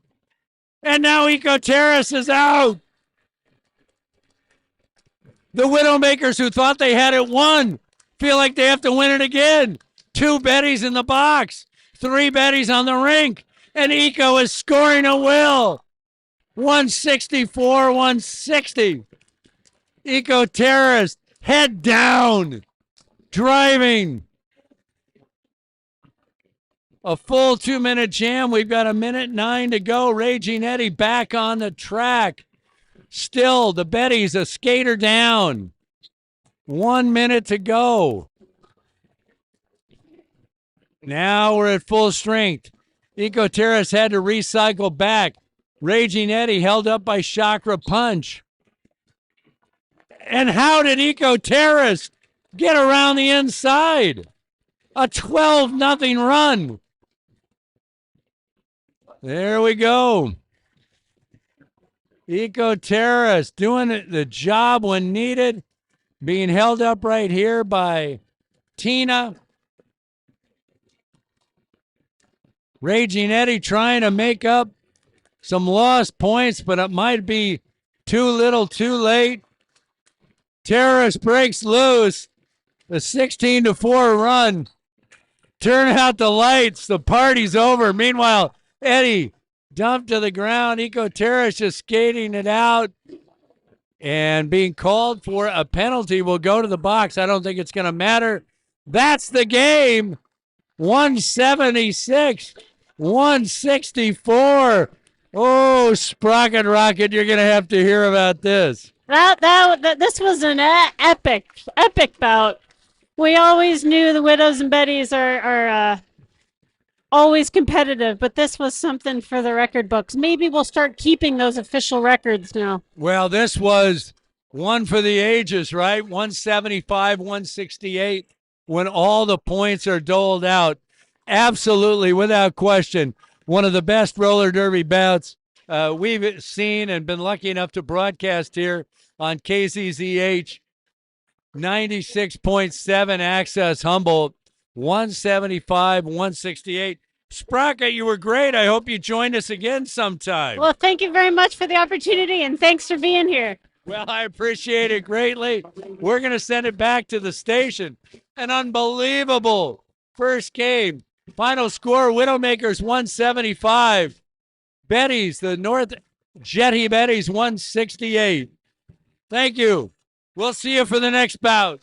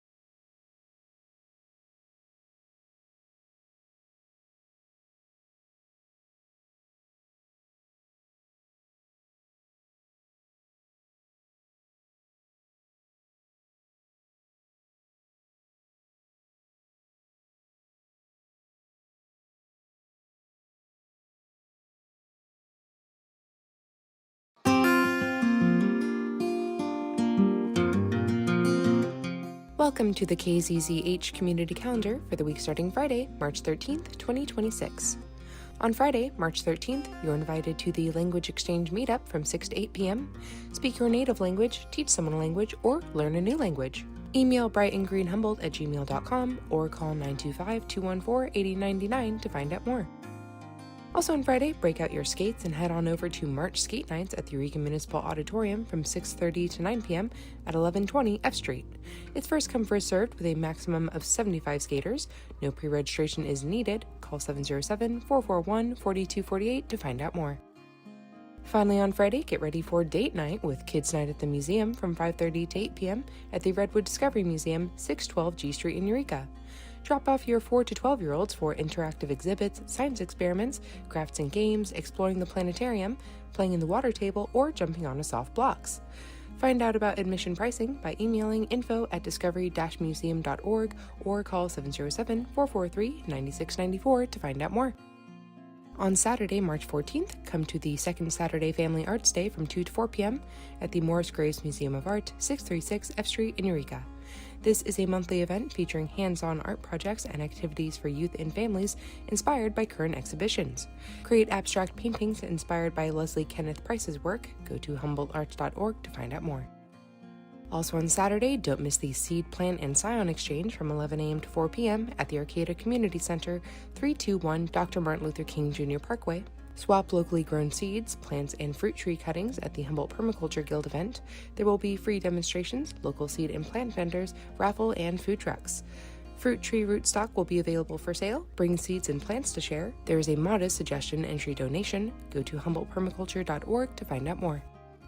Finally on Saturday, join the March Sequoia Park Ivy League from 9 a.m. to 1 p.m. at the Sequoia Park in Eureka. Help eradicate invasive ivy from the Redwood Forest. Drop into the park anytime. Meet at the Glatt Street Fountain at Glatt and T Streets. All supplies and training will be provided. This is a family-friendly event, but minors must be accompanied and managed by their guardians. Email hatwood@eurekaca.gov or call 707-441-4218 to find out more. On Sunday, March 16th, check out Wine and Jazz from 3 to 5 p.m. at the Morris Graves Museum of Art, 636 F Street in Eureka. This is a monthly performance series highlighting Humboldt County performers. All this for your regular admission price. Go to humboldtarts.org for more information. Also on Sunday, fix your broken stuff at the Eureka Repair Cafe from 10 a.m. to 2 p.m. at the Adorney Recreation Center, 1011 Waterfront Drive in Eureka. Items must be small enough to be carried by yourself and must be taken home at the end of the event. If you have the materials for the repair, please bring them. Volunteers are always needed. Email hatwood@eurekaca.gov or call 707-441-4218 to find out more. Finally, on Sunday, you are invited to the Eureka Waterfront guided birding trip from 9 to 11 a.m. at the Eureka Waterfront, foot of Del Norte Street. This relatively urban trail offers the potential to observe species abundance and diversity. Email the book at renanet.com to sign up or go to rras.org to find out more. On Monday, March 16th, don't miss the Ping Pong for Seniors from 3 to 4 p.m. at the Humboldt Senior Resource Center, 1910 California Street in Eureka. Join the fun. All levels are welcome. Donations will be gladly accepted. Call 707-443-9747 for more information.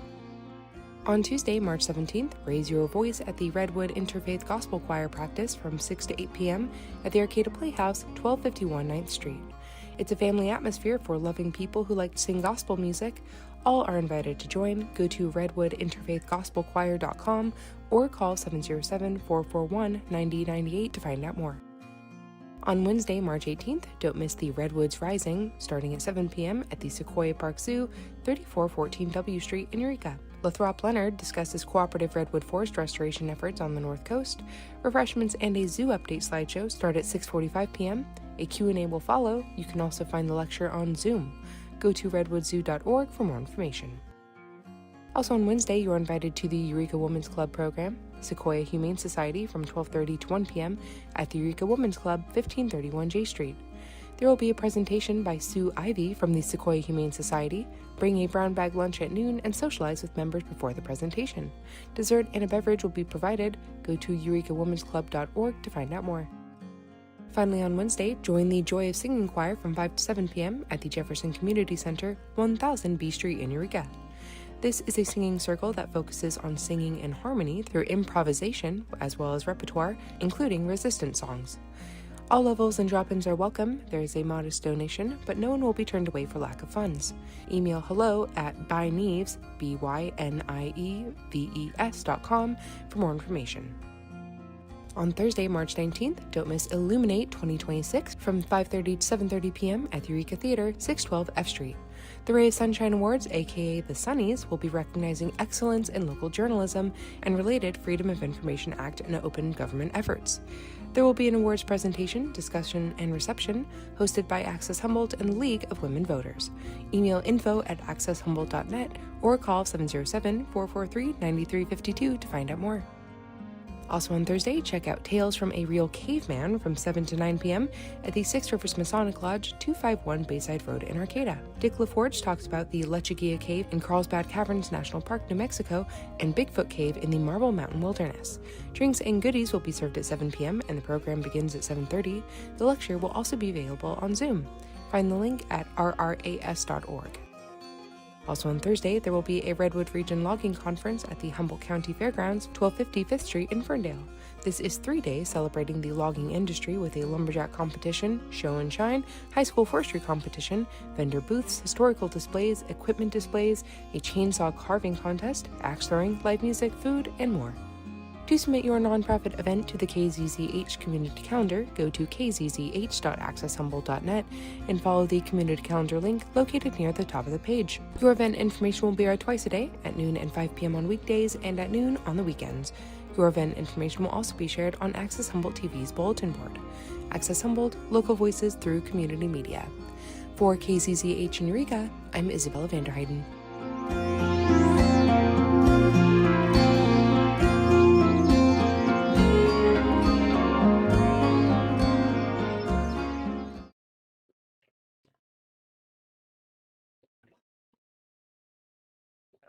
Welcome back to Franceschi Hall. I'm here with Brash Monkey. We got a little bit of an echo in the mic here. We'll just conduct the interview, and you feel like you're on a loudspeaker or something. It's like the staging area for something. So, how are you involved with the roller derby? I started roller derby when I was 33. I'm turning 49 this year. I just recently moved to this area and had not been skating for about 5 years and looked up Humboldt, and I just absolutely am in love with this team. So where did you move from? Out in the Sierras, so Calaveras. I used to skate for a very small town team called Motherlode Area Derby. I was one of the co-founders of that. And then after that, I moved over to the Sacramento team.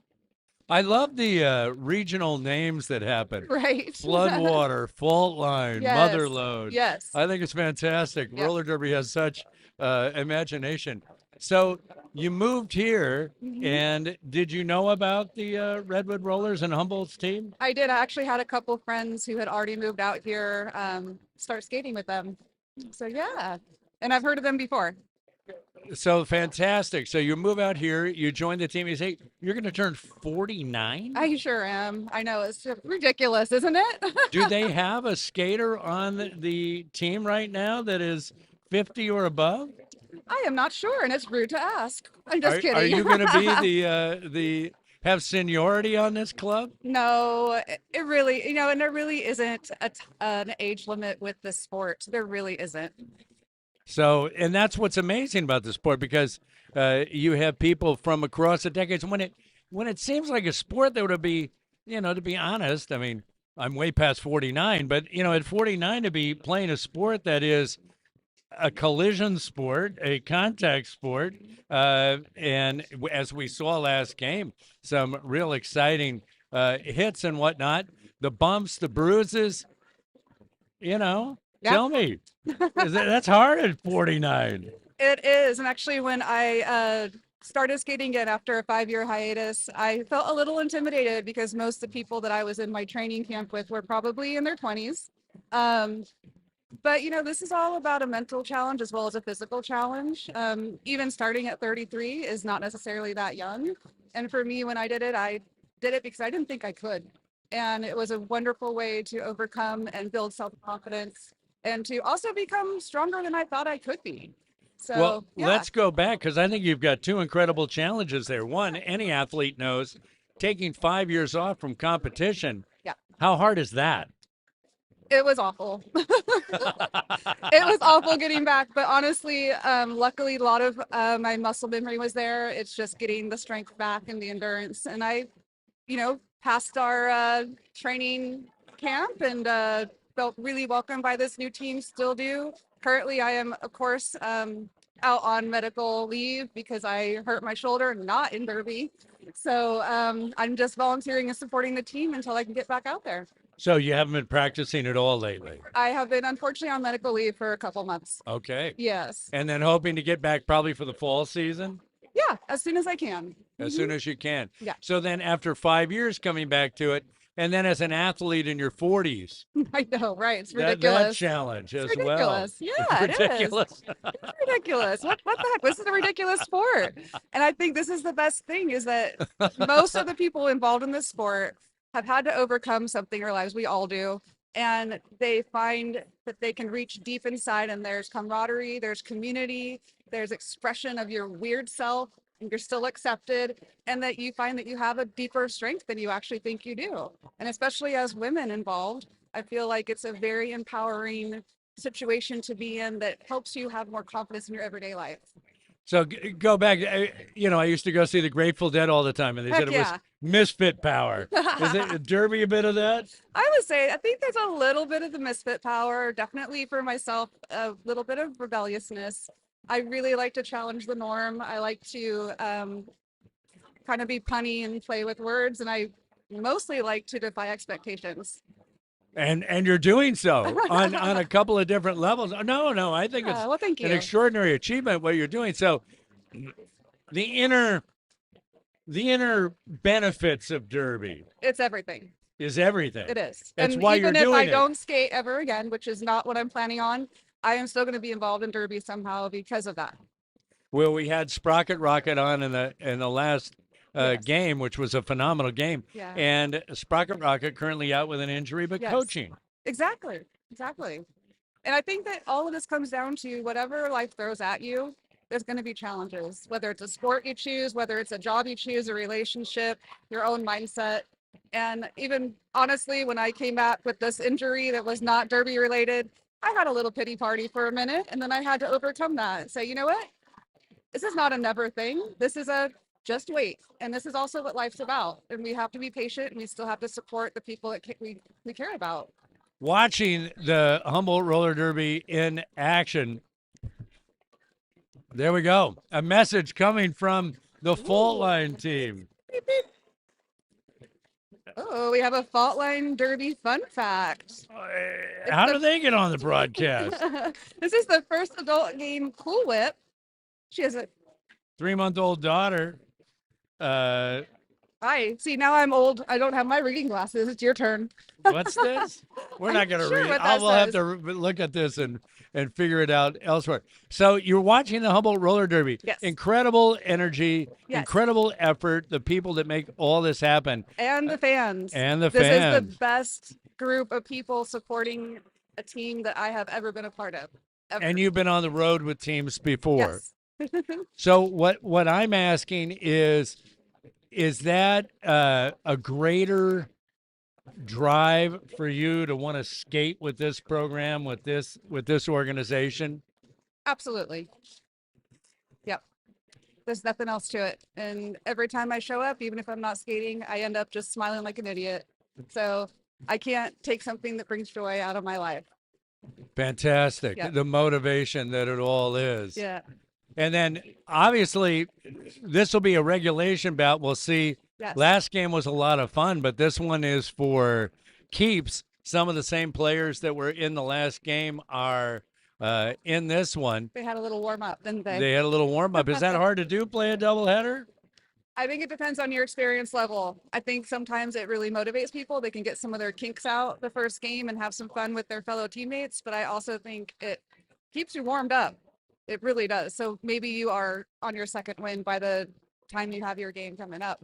What is a way to warm up for Derby or to warm up for or to train for Derby? What's best?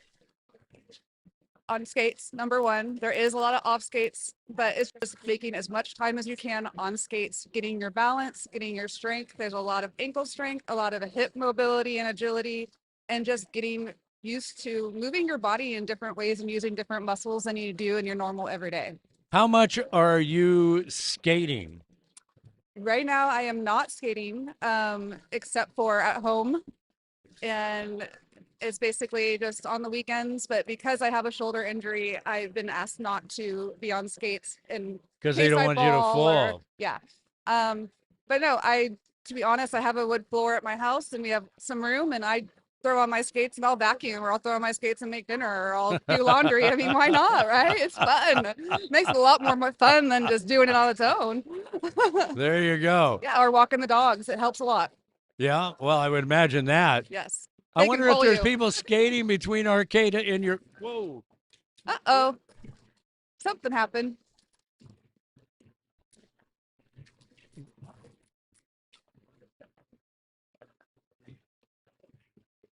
Got a little Jimi Hendrix going there with the feedback, you know. We're making sure everybody's still paying attention, you know? Yeah.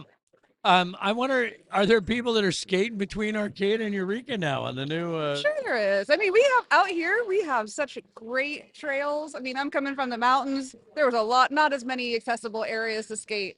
So here we can skate up and down if you want. I know that a lot of times our team on the weekends, or especially in the off season, will get together and do some skating together, some team practice. So when you re-enter, are you aiming to re-enter with the Roots?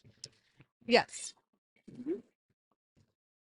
And then what position will you be playing? I mainly play blocker. I do a little bit of pivot and jammer, especially this time around. I am really enjoying challenging myself with being a jammer. Jammer's a rough sport. I liked in the Widowmaker and the Betty game that we just saw. You saw 3 different new players Yes. get a chance to be jammers in that I'm game. so proud of them. I went through a training camp with them. So, Oh, you did? Yes. So some of them were very new. Some of them were starting the next level.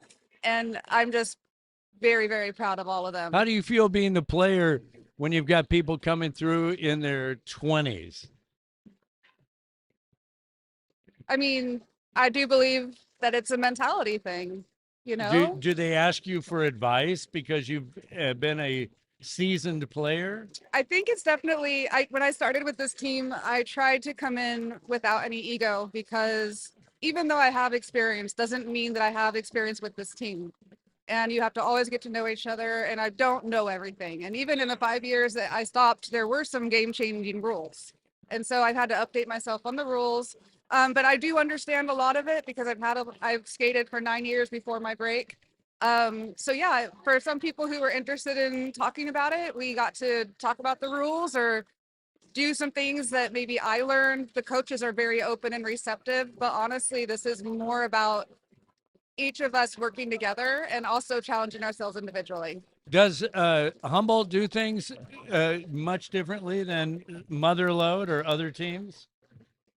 I would say that their sense of community here is very supportive and appreciative, very inclusive, and I appreciate that. I think one of the biggest things that I'm enjoying is that there's a lot of people here that actually want to be on the team, whether it's They volunteers said or there's skaters. 45 to 50 skaters Yes, right and now. there was other times where I've only had maybe 12 people on our team, you know? So it's beautiful to see this, and I'm just very happy with all of them. I think everyone is amazing and they're all rock stars. Right on. Well, let me remind people that you're listening to KZZH Radio 96.7, Eureka Community Radio from Access Humboldt. And we want to talk about our fabulous underwriters. The broadcast is underwritten by the Speakeasy Bar, a New Orleans-inspired custom-built bar. Seasonal craft cocktails, local fresh ingredients, live jazz, blues, music, and more. Located at 411 Opera Alley in Eureka.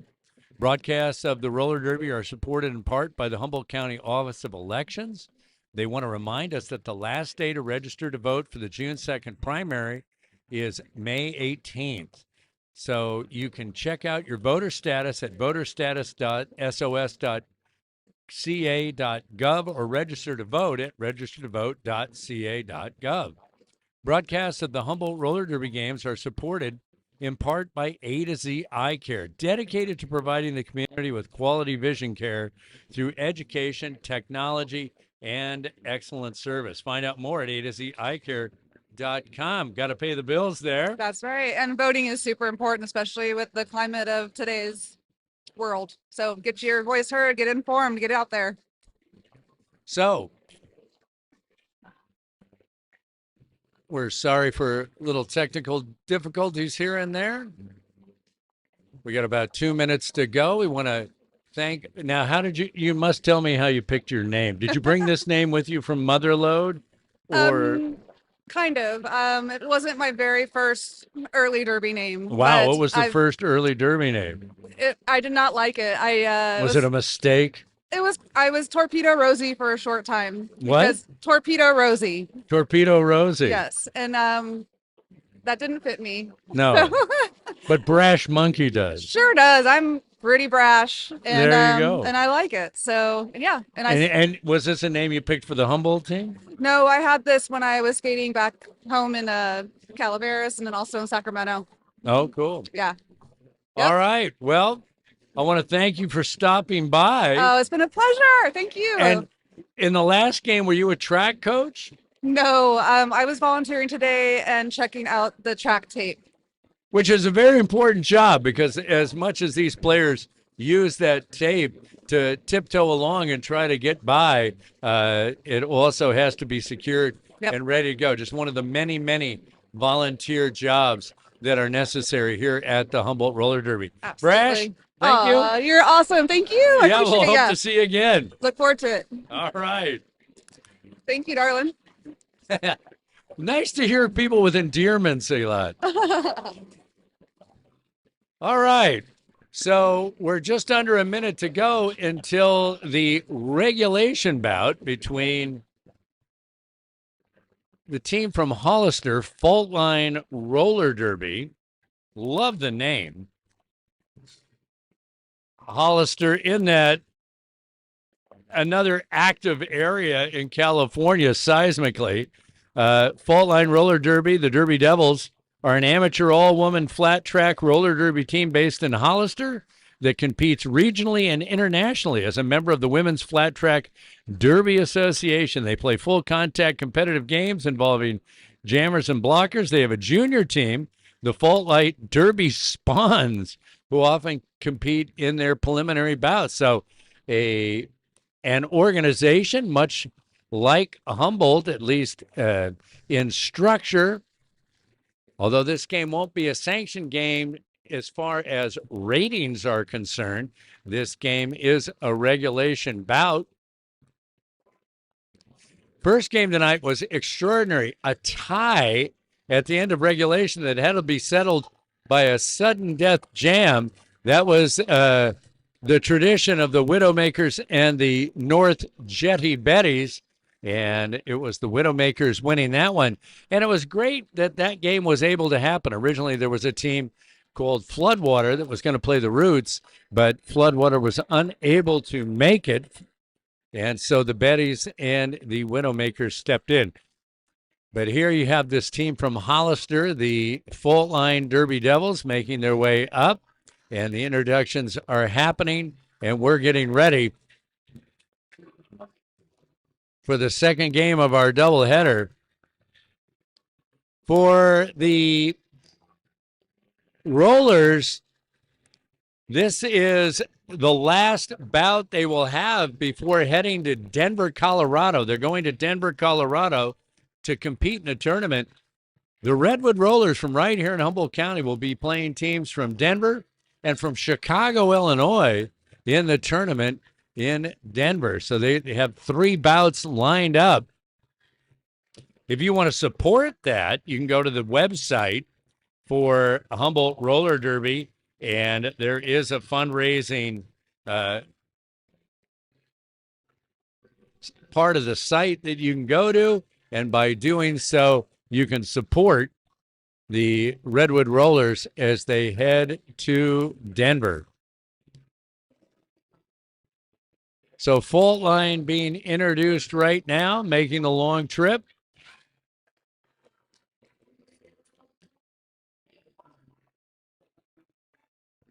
Some of the interesting Derby names for Faultline.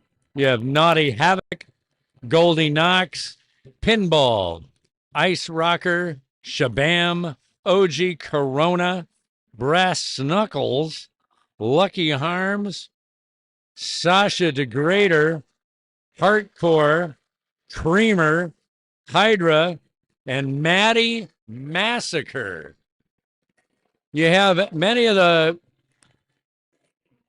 rollers are going to be playing in their second game of the night. Some out for the first time. Atreyu and Cloverkill both being introduced, wearing stars on their helmets. They'll be jammers, as will Curious George, who just got introduced.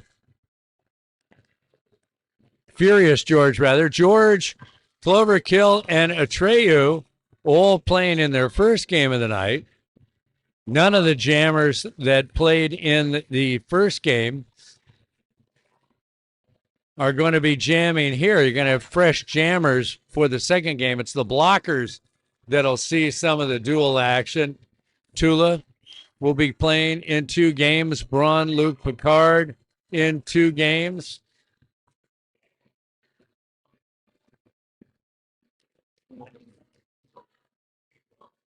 Malice and Wonderland will be in 2 games. Malice, Mad Plow getting introduced. They're wearing the jammer helmet. Also getting introduced, wearing a jammer helmet. Let's take a look. That's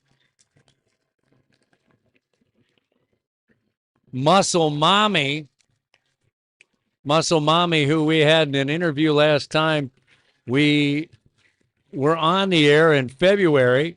So all new jammers here in game 2 for the Rollers getting set to start. Let's set the officials for game 2. Hey, there's my broadcast partner. Good afternoon. It's Blondie is going to be the outside pack ref along with referee Lebowski. On the inside is Megalodonna. Jam refs will be Tasmanian Devil and Hellwood Blues. And jam ref, right, Hellwood Blues. And then the head ref for this one is Missy Elliott. Chakra Punch has joined us. Hello. Hello, good to see you. The first question I want to ask is, how are you feeling? You played tonight. I did, and I feel pretty good. I mean, I mostly blocked, which saved my ankle, but I can feel it from the few jams that I did, like jamming. A clutch jam right at the end to get those 4 points and then call it off. A veteran move. So here we are in a regulation bout between Faultline and the Rollers getting started. Furious George is the jammer for Humboldt, but then taking off, Maddie Massacre has got the lead jam already and cutting to the inside, going outside, inside, outside, following a blocker, being held up by Stranger Danger. Danger doing a good job, but then Maddie Massacre on her own. George is in the penalty box, so we've got a power jam right off the bat, and here's this rolling thunder kind of formation as the blockers are on the move, and Maddie Massacre is starting out dancing along the outside past Tula and Danger, which is not easy to do, and already an 8-0 run, and Maddie Massacre getting knocked out and not knocked out. She stayed inside the trap, thought she might have to recycle back, but no, being held up in turn number 4. George is back in the rink. George not used to being in the box. George breaks loose. George with that speed. The jam is going to be called off by Massacre, who was the lead, and already Faultline out 8-0. I can already see that Faultline is a really strong team. Like they have a really good command of like pulling off a goat, like controlling the speed of the pack and the pace of the pack to So tell let me their why. jammer through. What made you think that immediately? Because of the way that they would pick off a blocker and hold them back. So that way our pack has to string out and then there's less people to hold the jammer. So there you go. And look at that, Muscle Mommy.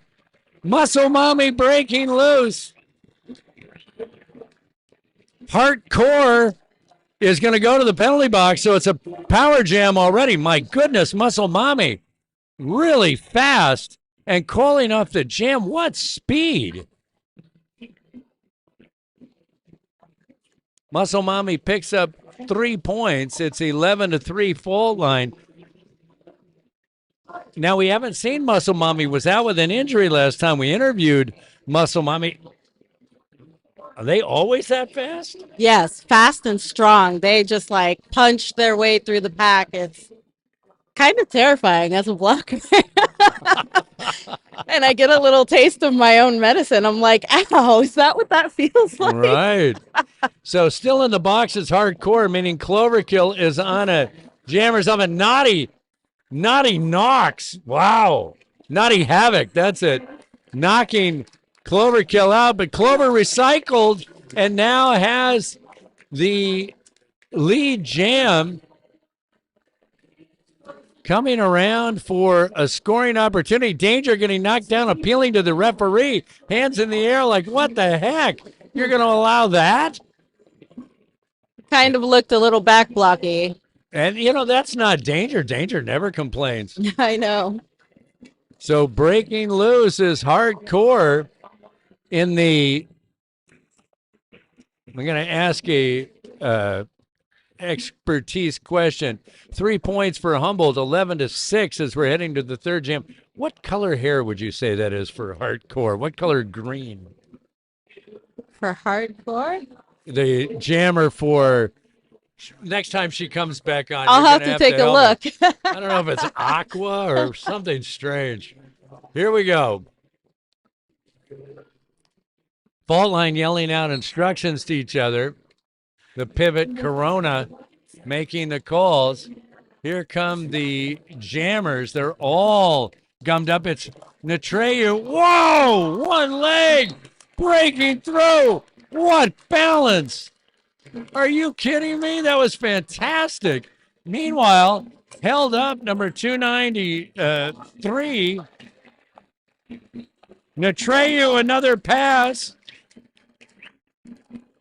Brass Knuckles is the Natreu knocked down. My goodness. Natreu with an 8-0 run, really doing some damage as taking a solid hit. My goodness.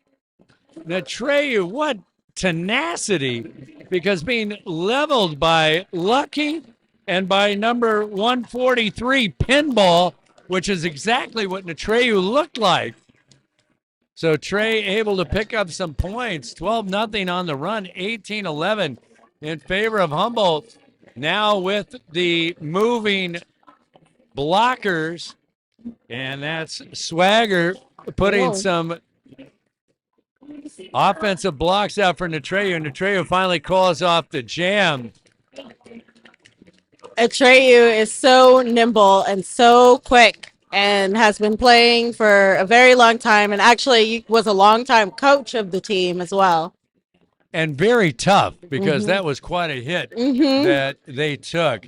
Now it's Mad Plow, who they say is the best apex jumper on the team. Yes. Is that true? Yes. Okay. Waiting, and it looks like it's going to start in a power jam. That's exactly what's happening. So Mad Plow with the opportunity, trying to get past Ice. Ice knocked Mad Plow out, and Plow's going to have to recycle back. What is Plow's nickname? Plow. Plow. Yeah. Like it. Okay. Ice is really strong on those lines. Good job by the Faultline going ahead and sliding back. You call it waterfalling, kind of like at a 45 angle, recycling back through.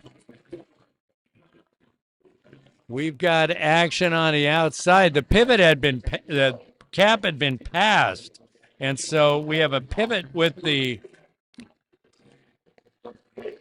cap. That's number 214, who are not on my list. Uh-oh. Oh, wait, down here. Cool Whip. Cool Whip. Yeah. So, Cool Whip, we got a message about Cool Whip before the game. Cool Whip, this is their first game back, has a 3-month-old daughter. Okay. Wow. And first adult game?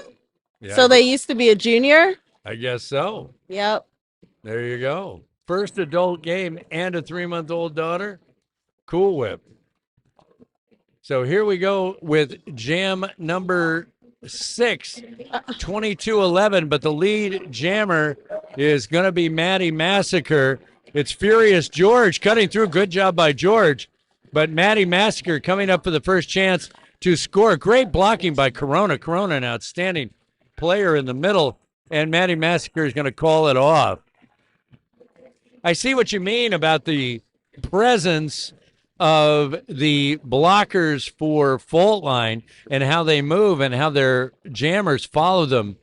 Now look at this hair for this player, Hardcore, the jammer for I would call it an aquamarine. Aquamarine. Yeah, it's And a very green blue. It's a very green blue, so there you go. That's why we have expert announcing. And this was a strange setup. Breaking through is Muscle Mommy, and then Muscle Mommy dumped by Ice. Has to recycle back, and Hardcore out. Muscle Mommy catching. Muscle Mommy calls off the jam. Isn't going to deal with it. Muscle Mommy was the lead blocker, but then got knocked out by Ice. And Did a great job catching up, but then called it off before anyone could score. so I was looking at this note again, and it's actually not a 3-month-old daughter. There are 3 mom and daughter combos on this team. So Ice and Maddie are mother and daughter. Wow. Cool Whip and Brass are mother and daughter. And then Goldie and Lucky are mother and daughter. Right, and all Wow. of them are older than 3 months. Yes. So there we go. What a jam, and it's Maddie breaking loose. Maddie Massacre, Cloverkill fighting hard and is loose too, but Maddie Massacre is the lead, and this moving screen is very effective for Faultline as Maddie Massacre calls off the jam quickly. 1-0. I'm so glad you were here to decipher that.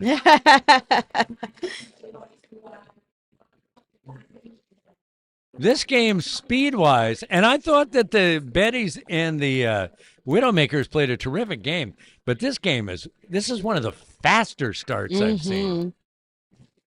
A lot more running. So up on the line, last time on the jam, both teams started their blockers down below and moved up. This time on the line, it's Trey and let's see who it is for Faultline. Number 8. Number 8 for Faultline is Hydra. It's Trey breaking loose. Trey is the lead jam.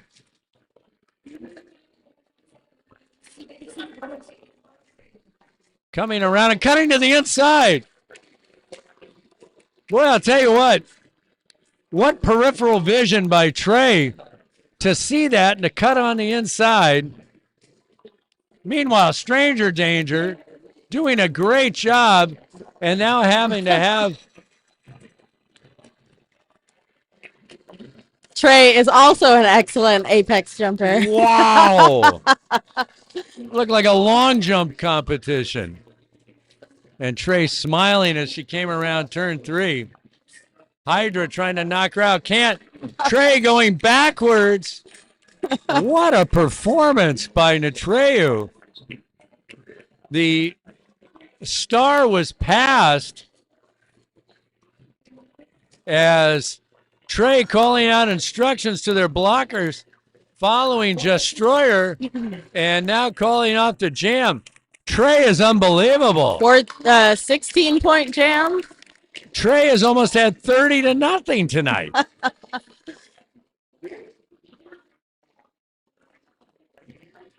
What a jam.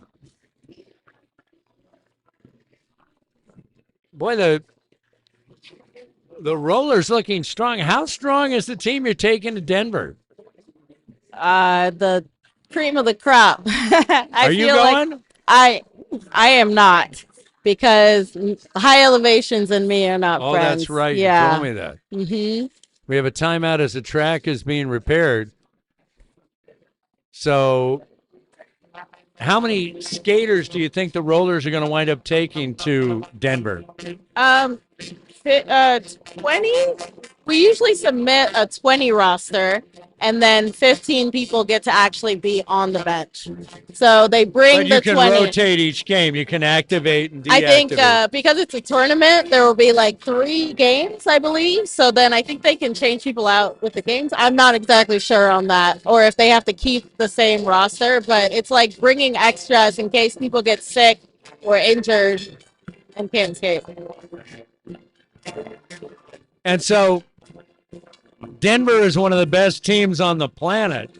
They're A team. Are they going to be performing there too? Because I'm not going, I haven't paid very close attention. But yes, I would imagine that they are skating in a good amount in the tournament, together. Why start like this down on the far jam line instead of right up against The pivot line. And so this is actually how Derby used to be played. But I think what they're doing is they're all fighting to be in the front, and they're kind of playing chicken to see who's going to give first and run back to the line. But none of them did. And it's a power jam for Humboldt, and it's Mad Plow, who tried to take on a triad of Faultline blockers, but just didn't have the speed to do it at the time. Gets knocked out and then recycled. Nice. And so the way the blockers helped Plow get out is by holding one of the white blockers back there with them and making the pack. And so then Plow just had to push them out to the bridge. Now Plow coming in behind Otterpop, and onto the rink is number 4, Sasha DeGrader. How about that? 4140 is the number. Sasha DeGrader, who had been the pivot and is wearing the star, and it's going to go ahead and have the jam called off. 16:48 to go, about halfway through the first half. The Rollers with a big lead, 41-13. That switched very quickly. In the first jam, I was going to say, oh, this is going to be challenging, but it seemed like the Rollers figured out what they needed to do and switched up accordingly. Well, Trey has had 2 incredible. That's true. 2 incredible jams, and that's the difference in this game. Otherwise, it'd be 13-10 and a slugfest. Here comes Hardcore, the aquamarine one. Furious George breaks loose, but Hardcore is your lead jammer.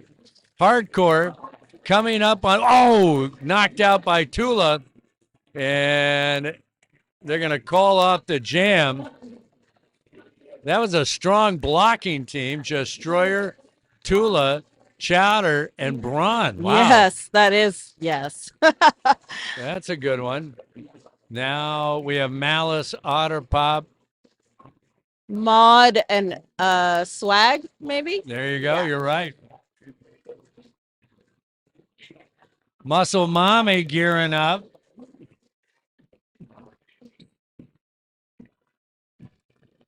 And Muscle Mommy breaks through. Maddie Massacre held up at the jam line. Here comes Muscle Mommy. Muscle Mommy definitely violating the speed limit and throwing an elbow at the same time. Breaking loose. Muscle Mommy coming down for a second pass. Not looking was ice. Bad news for her. She got hit from behind. Muscle Mommy breaking loose. Holy cow. As Phil Rizzuto would say, Muscle Mommy, what an effort. And then finally knocked out and calls the jam off. So for the third time already in this game, and we're at the 14:35 mark in the first half, we have had a jam of at least 12-0 for the Rollers. And, you know, it hasn't been the straight ahead jammers, it's been the speed jammers, because Trey is not a straight ahead jammer. Yeah. And Muscle Mommy can start that way, but certainly a speed jammer. Yes. Speed and power. Hardcore, who I think is the easiest player I've had to recognize so far in the league season. With the hair. With the hair. Very helpful. I mean, also maybe seems like a figure skater. Yeah, you got a little of that going. Well, you know, is it Derby tradition to dance to the band? I mean, Derby folks just like to have fun. Now, when you go on the road, do they have music playing somewhere in the? Honestly, our games are something special. Not all teams have all of this. They don't even have as many people as they're at their games as we do. It's yeah. But having at least a DJ playing music is pretty standard. So this is an incredible situation because more than half the Rollers are in the penalty box. Uh-oh. And so you have Tula in danger and a power jam on the rink. With hardcore, let's see how this goes. What can you do if there's just two of you? You try to use their bodies against them, like use them to get in their own jammer's way. So here you go. Hardcore starting out. Oh, and Hardcore Yep. just goes ahead and blows past the tandem and coming around for a scoring opportunity, hitting hard with Tula. Here's Danger doing what Danger does best. One-on-one and taking Hardcore to the rink. Now going to make her recycle back. And she does. Sorry for the technical difficulties, folks. Hardcore knocked out. You got to recycle back again. Here come the reserves. Oh, Water Pop comes in and drops Hardcore. Setting up Tula, Swags.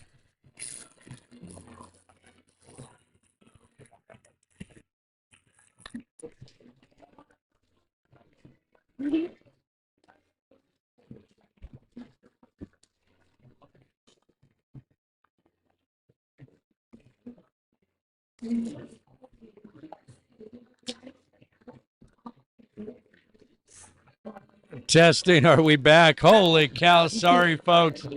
Got some going. Hey, whereas broadcast is being underwritten by the Speakeasy Bar, the Humboldt County Office of Elections, 8 is the eye care as the jam starts, and it's Maddie Massacre that's going to be the lead jam, and also the Rennie Public Law Group serving public law in California. 48-18. Maddie Massacre trying an apex jump is knocked out. Good job there by Maud Behavior. Maud, Sash, and Otter? Sash, Or Pop? Otter, Pop. What do I say? Otter or Pop? Come on, help me. OP. That's what we OP. Thank you. So great defense by the aforementioned blockers. Both sets of blockers up. Only 3 blockers each. You got 1 in the penalty box for each team as Ice is getting their first go as a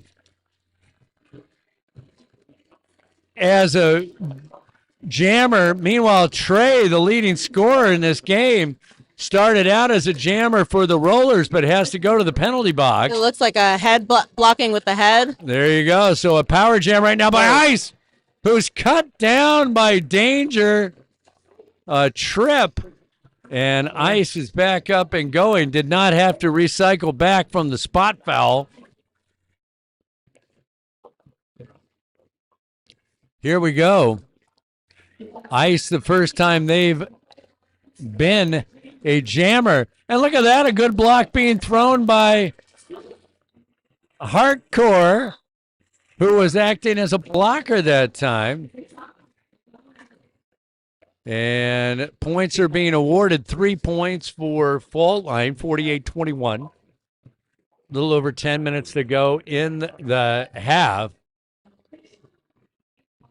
Sash, OP, Swags, and Maud Behavior out to be the blocker. Swags in her second game in a row, played in the Betties and Widows game. Yeah, I believe I think Sass was coaching. Bench coaching, yeah. Maud Behavior is going to be the jammer. Not one of the jammers used in this game was playing in the first game, so the Rollers wanted them fresh for this one. Oh, definitely. But it's actually not Maud. Maud is blocking. It's Muscle Plow. Mommy? Sorry. Plow. Oh, Plow. There we go. Yep. So, did you play that first game to test it out? Yeah, I mean, I've been testing it out for the last few weeks, like, making sure my ankle's strong enough at practice. And yeah, I was able to get hit by Cherry and I was okay. So, how's Cherry doing? Ask her. She got knocked out of that first game. Yeah, Cherry is walking around with some ice pack straps. So, I'm not sure what happened, if it was like a rolled ankle or what. I'm not sure. That's when that first game changed, because the bottom line was once the Betties lost Cherry Bomber and then Slammerhead on the penalties, they were 2 jammers down, and then they just wore out. Yeah. Got some serious dancing going on here. 10:44 to go. First half, 48-21. Official review going on. That's Tula acting as captain this game. Over for the review. Yep.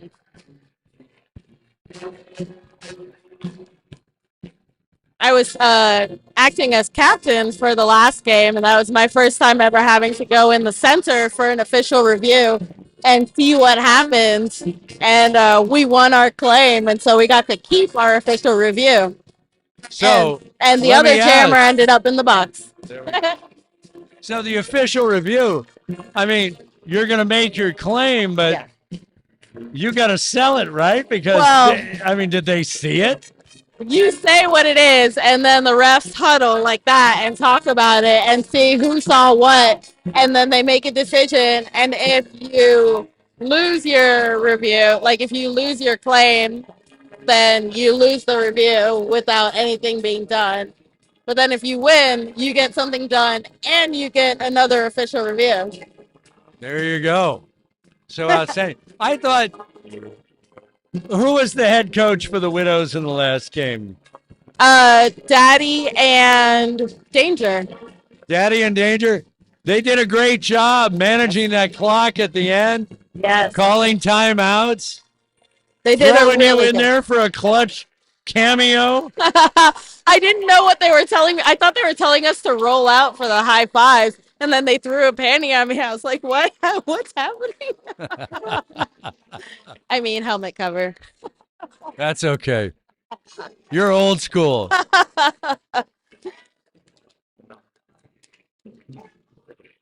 Okay, so the referees are still conferring. Mad Plow and Maddie Massacre Well, maybe not Maddie Massacre. It looks like Ice is back on to be the jammer for the Faultline team.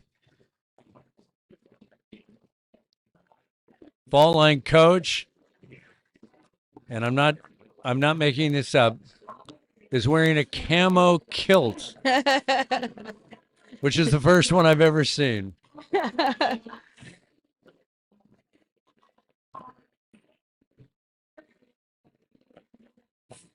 Did anyone tell you where Faultline is coming from? Yes, they did, and I've mentioned it already. I'll tell you. Okay. You ready? Yes. Hollister, California, Hollister. Is which that is like south central? of San Jose.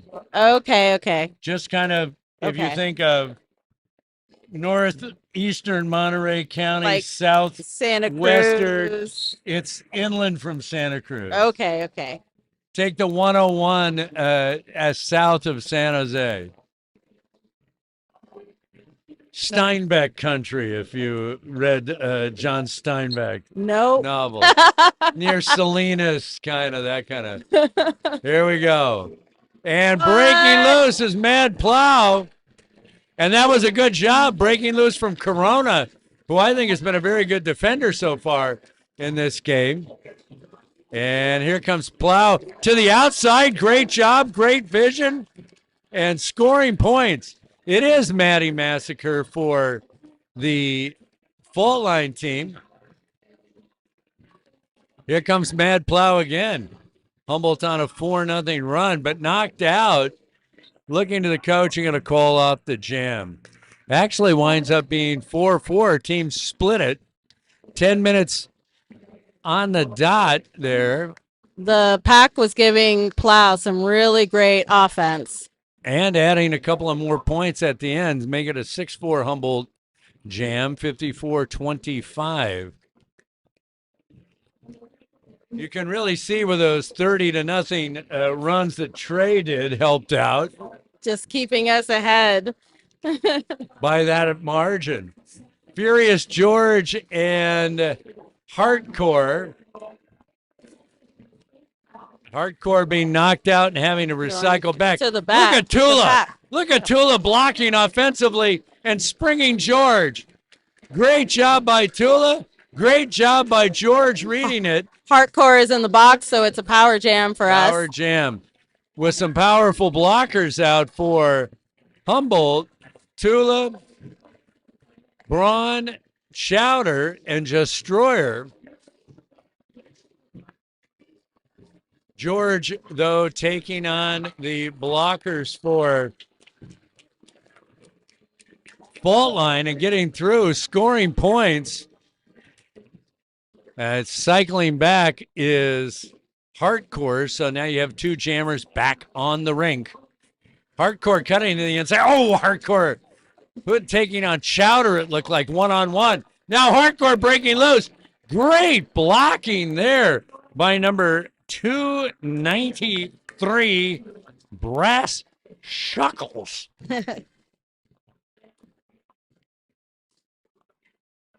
An 8-0 run by Humboldt as they were able to call off the jam before Faultline had scoring opportunities. I like the little seismic Richter scale on the side of the Faultline jerseys. Yeah. White jerseys with black lettering and this beautiful Richter scale graphic in blue. And wow, a pile up. Yeah. And they're going to send Muscle low Mommy to the block. bench. She's in the penalty box on the bench. Mommy, oh, look at that hitting. That's Maddie Massacre. OP taking her out, but it was a big hit coming across from Malice. Recycling back as Maddie Massacre, but a little winded after both pushing so hard and getting hit so hard. The Faultline is back at full strength. Two skaters down is what the Rollers find themselves. And breaking loose in the lead position, Maddie Massacre. Maddie Massacre. Following blocker is going to be a scrum here in the far corner, and Maddie Massacre is going to call it off. All of that work for 2 points. That was was hard work. Wow. 62-27.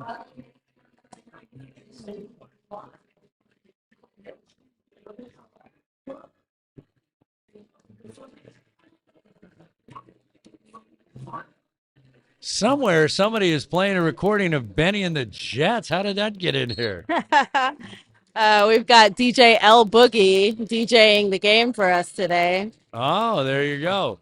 Wow. What athleticism by Hardcore Danger, who's one of the best one-on-one defenders that Humboldt has. And it's Hardcore and Cloverkill. Clover and Hardcore, jammer on jammer, and Hardcore not afraid of contact. And Hardcore still leading. Oh, and no. Danger's going to hip check her out this time and send Hardcore recycling back. Cloverkill also having to recycle back. A great jam here. Hardcore knocked out again. Cloverkill. And Cloverkill finally taking on Pinball. And that's exactly what Cloverkill does. Pinball is off the blocker and now is out in front. The lead jammer, though, was Hardcore. They're going to call off the jam. 4 points apiece. That's a lot of work for 4 points apiece. They are fighting hard out there. The blockers on blockers, the jammers fighting for their lives. You know, had Nutreyu not gone off on such dynamic runs of 16 and 12 or for near 30 points, that's the difference in this game right now. Yeah. And speaking of And here comes Nutreyu, another back one. in.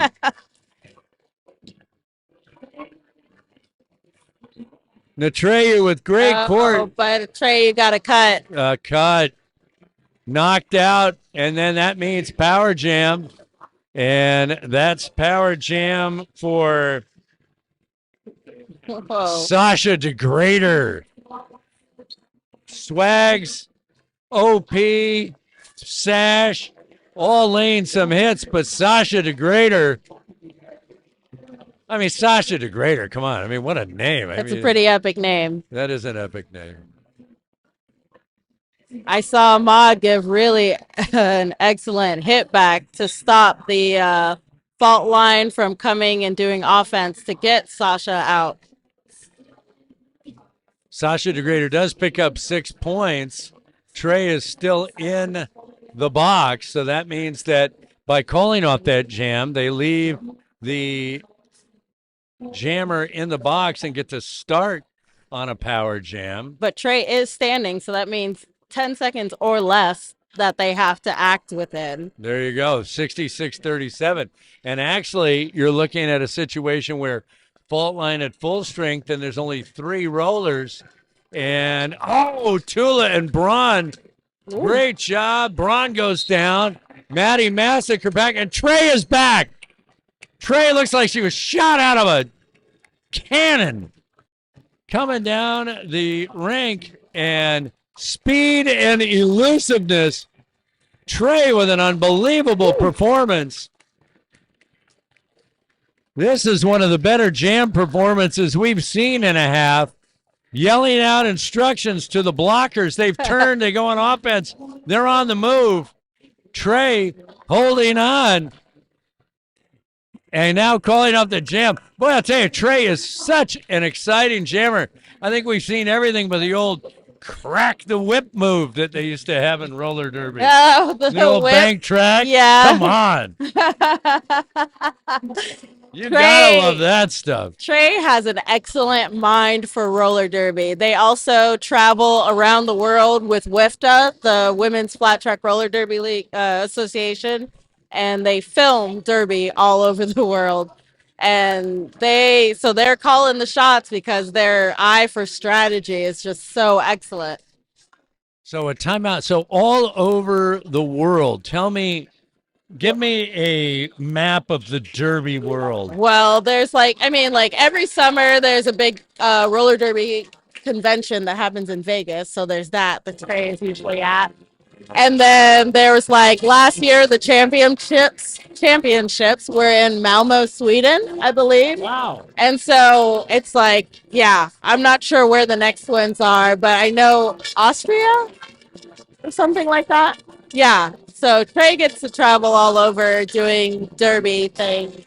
Now, is there a Derby organization that hires her, or is this a hobby? I would assume that she's getting paid for it by WIFTA. I hope so.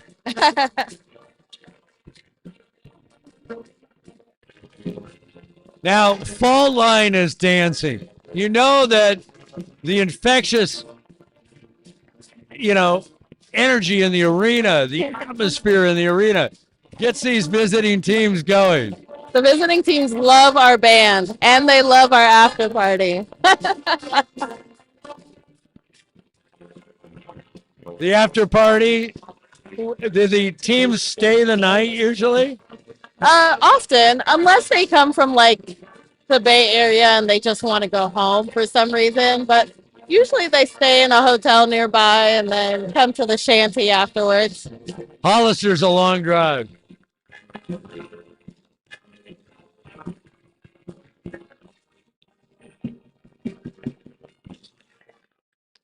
I'll have to go to an after party sometime.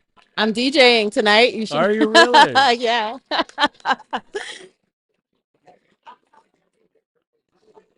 Do you do that often for the parties? I usually recruit other DJs in the community to do it, but the DJ for tonight works for a coffee roasting company and is getting sent to Uganda. So, wow. And I couldn't find anyone to fill the spot, so I just stepped in. All right.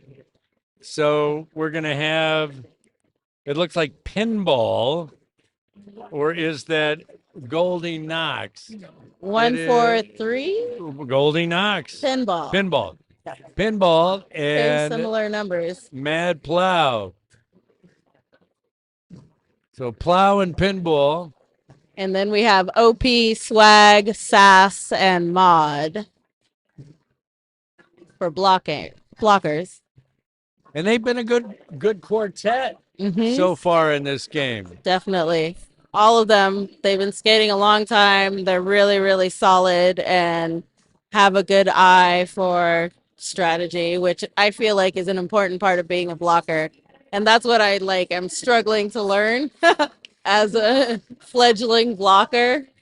Because as a jammer, I just go, just Why the and position change? Well, because I sprained my ankle a month and a half ago.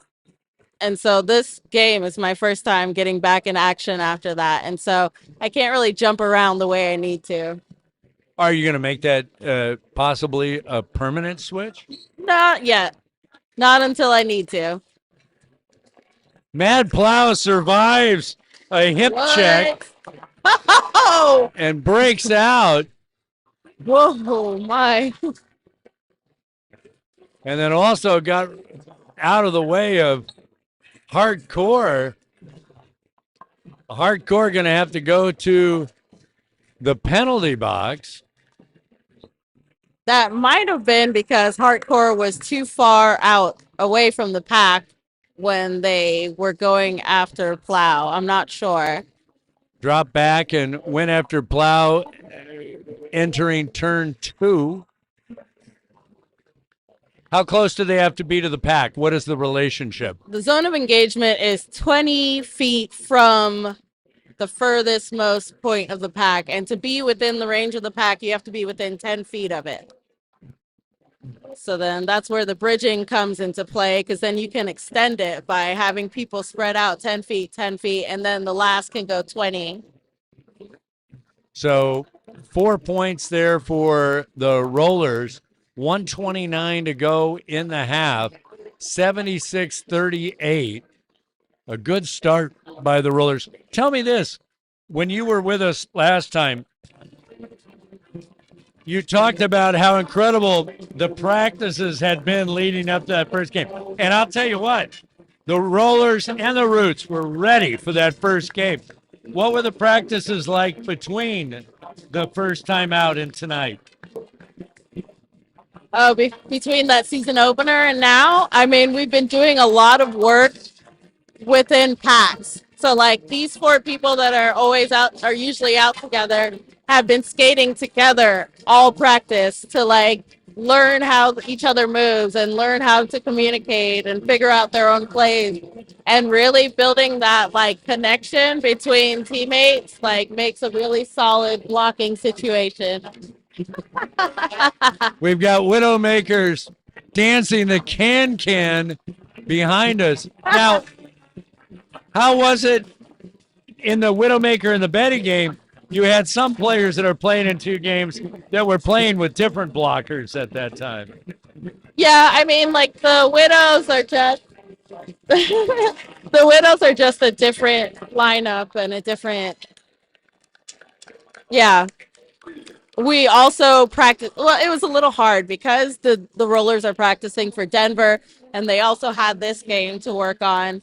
So we didn't really like the Rollers that were skating in two games didn't really get as much time to skate with the Widows, but it's fine because they're so solid anyway. But there looks like some players on the Widows and the Bettys that could make a jump. I think so. Yeah. And that's how it goes, right? Like, they stay, well, everyone is on a home team, like regardless of level, and you stay on that home team as you level up through the Roots and the Rollers. So yeah, there's a good mix of levels on each team, but the Widows tend to have a high turnover rate. I'm not sure why. It's just the vibe that happens. And so we end up with a lot of new skaters usually, but this time, all of our new skaters were just doing so well, so I thought quickly. they did well. And Widows have not won a game in a very long time. I don't really? think since I've been on the team, and maybe even before that. Like, No. yes, that's why we were cheering so much. Well, with 1:33 to go, Lee Jammer is now Furious George with the classic Furious George speed move to the inside as Maddie Massacre is being held up by that powerful Humboldt front four. And now George breaks loose again. Here we go. George taking on and getting hit from the blind side there by Sasha DeGrader. Then a power jam is occurring because Maddie Massacre has gone to the penalty box. George skating around up into the triad of blockers on the far straightaway. George pushing and then being pushed out by Hardcore, and they say she wasn't out. And so George was able to continue forward.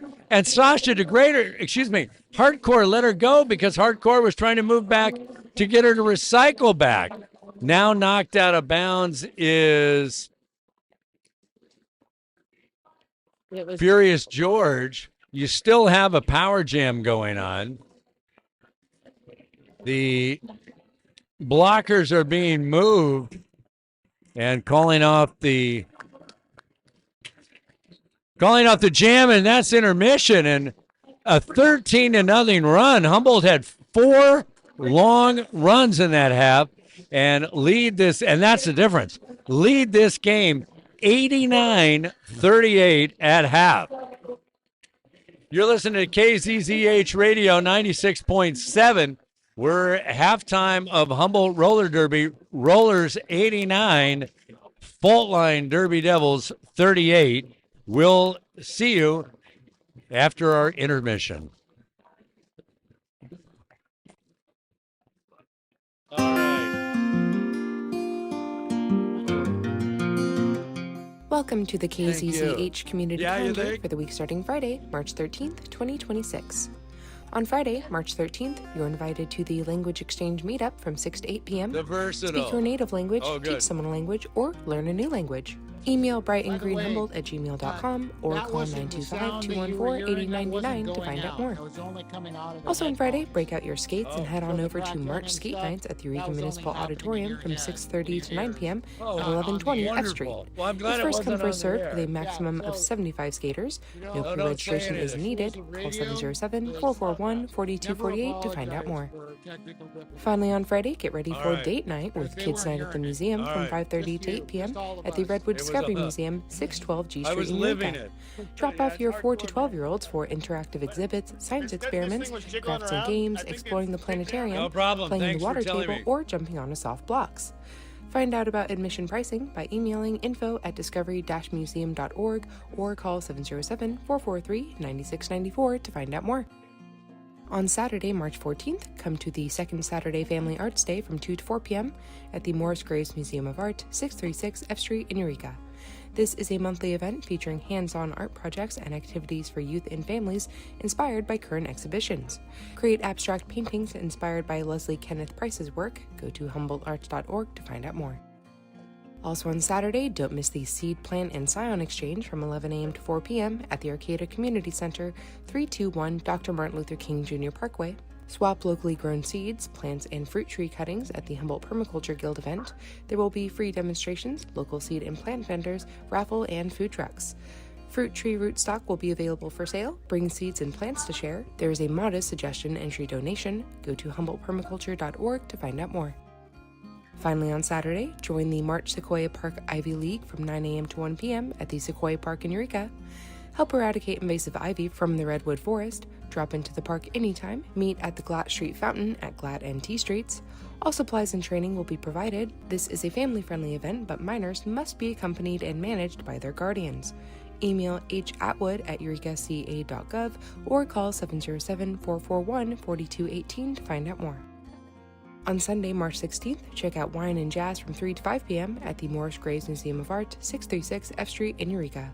This is a monthly performance series highlighting Humboldt County performers. All this for your regular admission price. Go to humboldtarts.org for more information. Also on Sunday, fix your broken stuff at the Eureka Repair Cafe from 10 a.m. to 2 p.m. at the Adorney Recreation Center, 1011 Waterfront Drive in Eureka. Items must be small enough to be carried by yourself and must be taken home at the end of the event. If you have the materials for the repair, please bring them. Volunteers are always needed. Email hatwood@eurekaca.gov or call 707-441-4218 to find out more. Finally, on Sunday, you are invited to the Eureka Waterfront guided birding trip from 9 to 11 a.m. at the Eureka Waterfront, foot of Del Norte Street. This relatively urban trail offers the potential to observe species abundance and diversity. Email the book at renanet.com to sign up or go to rras.org to find out more. On Monday, March 16th, don't miss the Ping Pong for Seniors from 3 to 4 p.m. at the Humboldt Senior Resource Center, 1910 California Street in Eureka. Join the fun. All levels are welcome. Donations will be gladly accepted. Call 707-443-9747 for more information. On Tuesday, March 17th, raise your voice at the Redwood Interfaith Gospel Choir practice from 6 to 8 p.m. at the Arcata Playhouse, 1251 9th Street. It's a family atmosphere for loving people who like to sing gospel music. All are invited to join. Go to redwoodinterfaithgospelchoir.com or call 707-441-9098 to find out more. On Wednesday, March 18th, don't miss the Redwoods Rising, starting at 7 p.m. at the Sequoia Park Zoo, 3414 W Street in Eureka. Lathrop Leonard discusses cooperative redwood forest restoration efforts on the North Coast. Refreshments and a zoo update slideshow start at 6:45 p.m. A Q&A will follow. You can also find the lecture on Zoom. Go to redwoodzoo.org for more information. Also on Wednesday, you are invited to the Eureka Women's Club program, Sequoia Humane Society from 12:30 to 1 p.m. at the Eureka Women's Club, 1531 J Street. There will be a presentation by Sue Ivy from the Sequoia Humane Society. Bring a brown bag lunch at noon and socialize with members before the presentation. Dessert and a beverage will be provided. Go to eurekawomensclub.org to find out more. Finally, on Wednesday, join the Joy of Singing Choir from 5 to 7 p.m. at the Jefferson Community Center, 1000 B Street in Eureka. This is a singing circle that focuses on singing in harmony through improvisation as well as repertoire, including resistance songs. All levels and drop-ins are welcome. There is a modest donation, but no one will be turned away for lack of funds. Email hello@bynieves, BYNIEVES.com for more information. On Thursday, March 19th, don't miss Illuminate 2026 from 5:30 to 7:30 p.m. at the Eureka Theater, 612 F Street. The Ray of Sunshine Awards, aka the Sunnies, will be recognizing excellence in local journalism and related Freedom of Information Act and open government efforts. There will be an awards presentation, discussion, and reception hosted by Access Humboldt and the League of Women Voters. Email info@accesshumboldt.net or call 707-443-9352 to find out more. Also on Thursday, check out Tales from a Real Caveman from 7 to 9 p.m. at the Six Rivers Masonic Lodge, 251 Bayside Road in Arcata. Dick LaForge talks about the Lechuguilla Cave in Carlsbad Caverns National Park, New Mexico, and Bigfoot Cave in the Marble Mountain Wilderness. Drinks and goodies will be served at 7 p.m. and the program begins at 7:30. The lecture will also be available on Zoom. Find the link at rras.org. Also on Thursday, there will be a Redwood Region Logging Conference at the Humboldt County Fairgrounds, 1250 5th Street in Ferndale. This is 3 days celebrating the logging industry with a lumberjack competition, show and shine, high school forestry competition, vendor booths, historical displays, equipment displays, a chainsaw carving contest, axe throwing, live music, food, and more. To submit your nonprofit event to the KZZH community calendar, go to kzzh.accesshumboldt.net and follow the community calendar link located near the top of the page. Your event information will be aired twice a day, at noon and 5 p.m. on weekdays and at noon on the weekends. Your event information will also be shared on Access Humboldt TV's bulletin board. Access Humboldt, local voices through community media. For KZZH in Eureka, I'm Isabella Vanderheiden.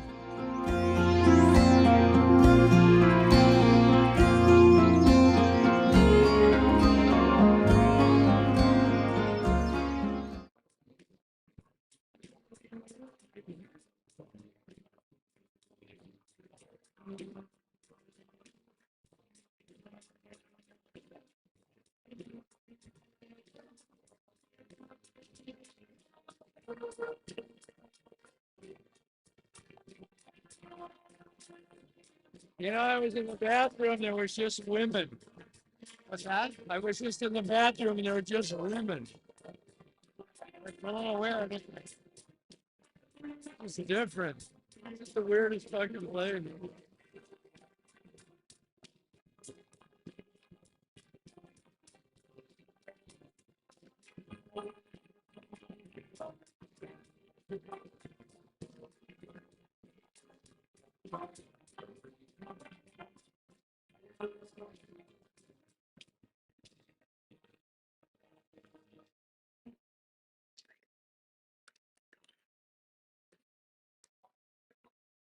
Wait, you come back? Oh, I should, yeah. Got about 90 seconds. All right. We can do it.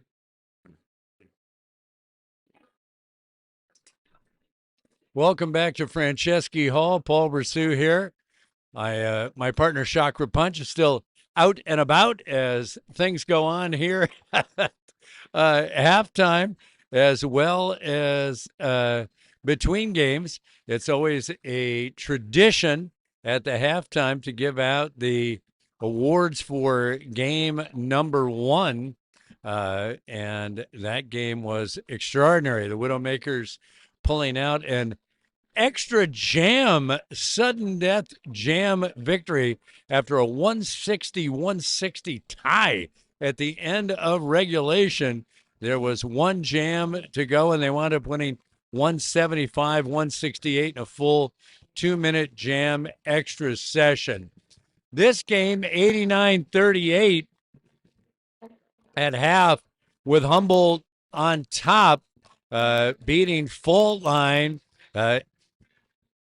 really on the strength of 3 jams that they won by 12 points or more to nothing, and that's really the difference in the game. Faultline up from Hollister, California, an interesting team. They have 3 combinations of mother-daughters.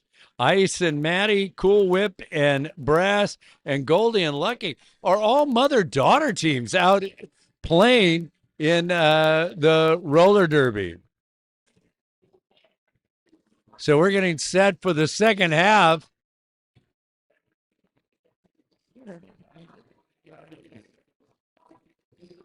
Here comes Chakra Punch to join me for the second half. Furious George is going to be the skater for Humboldt and starting the second half on a power jam with the jammer for Faultline in the box. Now that you don't see that all the time. Not all the time, but it happens. I mean, if you get a penalty at the end of the first half, you have to start in the box the second half. But the jammer is standing, so again, 10 seconds or less. So 10 seconds or less. It looks like it's Maddie Massacre that's going to be the one that comes in. Rollers in the black with red trim. Faultline in white with black trim, and then that really stylish looking Richter scale, the blue Richter scale on the side of the jersey. I like that. Furious George going to get quite a run up. And here we go. Trying to juke to the outside, but there's no one really to juke. And slip pass. Not very good defense there at the moment by looked like some confusion. And now Furious George coming around with a chance to score. Meanwhile, Maddie Massacre has come back on the rink and has broken loose. It's going to be called off. The jam. Humboldt Roller Derby is going to pick up 4 points. And to go ahead 93-38. Muscle Mommy coming out for Humboldt. And easy to see they're going to go against Hardcore. Who is constantly spinning. Yeah, you've got Hardcore pegged as a roller, ice skating performer. And Hardcore being hardcore that time, busting through. Meanwhile, Muscle Mommy gets started. Muscle Mommy screaming around the track as usual. Hardcore with a moving foot and an apex jump. Wow. And they say it didn't make it. Now she calls it off. Wow. Instead of having to recycle back, Hardcore went ahead and called it off. Faultline picks up 2. Humboldt 1. Humboldt to take that exchange for the rest of the night. 28 minutes to go. Second half.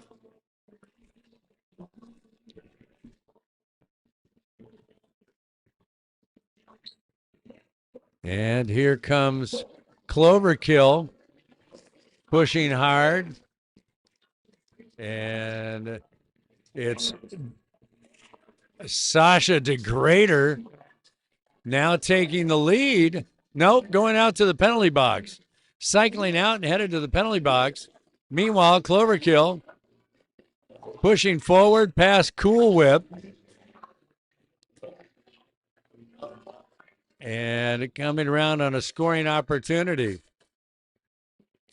Humboldt on the move. Cloverkill behind him. Cloverkill looking to get past Cool Whip and does to the outside in turn 1. Looks to the coach. They say, keep going. No, now they say, go ahead and call it off. Humboldt picks up another 4 points. And by calling it off means next jam's going to start as a power jam. And if it starts as a power jam with one of the Faultline in the box, and it's got to go the full 2 minutes unless Humboldt calls it off, right? No, the Faultline jammer still has a chance to fight for lead if they happen to get out first. Like if Trey didn't make it out, which is happening now. But Trey is going to make it out because Trey is unbelievable in their ability to escape. Wow. Look at that footwork, little head and shoulder fake, little dipsy-do, little tiptoe along the line. You have a very confused Lucky on the track. Didn't know which way they were going. Might have got hit and didn't like what was happening. It wasn't the first time we've seen the officials have a player stare him down tonight. Danger did that in the first half. Humboldt picks up 7, 105-40. You know, a lot of penalties happen that don't get called because the refs just don't see it. And so when something happens, you kind of look at them hoping that they'll call it. And sometimes they don't, and there's nothing you can do about it because if no one sees it, they can't do anything about it. Is it, you know, that old adage, there's a penalty on every play? Is that pretty much roller derby too? Yes, Okay. probably. You know, sometimes them not getting called works in your favor as well. Sure, of course. Plow is going to do just that, plow through and take the lead. Meanwhile, Maddie Madison, Braun, and Destroyer with a part of her. Great blocking by, oh, what a play by Maddie Madison. The jammer cut across and knocked out Mad Plow, recycles back and then takes a big hit and survives it. Wow. Naughty Havoc tried to lower the boom and the reverse happened. Now Mad Plow, another escape artist. The Houdini on the inside. Mad Plow in the middle that time. And you know, I'm watching the blockers are all just like switching so effortlessly from defense to offense and really helping that happen. Great vision from Mad Plow. Disease. The Plow is on the loose, and they want her to keep going for sure. Given the signs from the coach, a 16-0 run. That's the story of the game. Rollers have had big runs. Yes.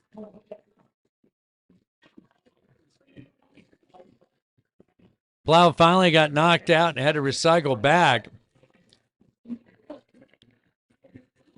Maddie Massacre, exhausted from working so hard to get through that Humboldt defense. What footwork by Plow.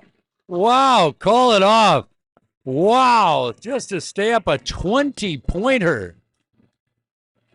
Yeah, Plow turns around and gets the crowd going. 20-4 run as with 23 minutes to go in the half. 125-44. This is becoming a runaway. Is 20 points the highest run we've seen in this game? In this game. Yeah. So, Furious George breaking through. That's Corona and Pinball. And breaking loose is Hardcore. Hardcore. Whoa, Apex No. jumped to the inside. Got bumped. Kept their feet. Wow. But I think George might be going to the box if the ref continues to try to call her. George is, though, still on the track, and calling off the jam is Hardcore, an 8-0 run for Faultline, 125-52. You know, that run of 20 was 20-4, but Humboldt has had two 16-0 runs. I mean, that's 52-4 in 3 runs. Wow. Yes. So here we go. I just feel like, wow, ice dropping Muscle Mommy, and Muscle Mommy returning the blow for blow, and then Muscle Mommy breaks loose. Muscle Mommy, who we had on the show and talked about the incorporation of their name was because of lifting Yes. with their Oh, Muscle delivers a blow. Hydra Sasha down. Degrader is in the box. So you've got a power jam, and we are redefining what power jam means. Looking at mommy, what footwork! This is one of the great athletic demonstrations we've seen. Muscle mommy, wow! An 8-0 run, but I'll tell you what, someone had to pay. Yes.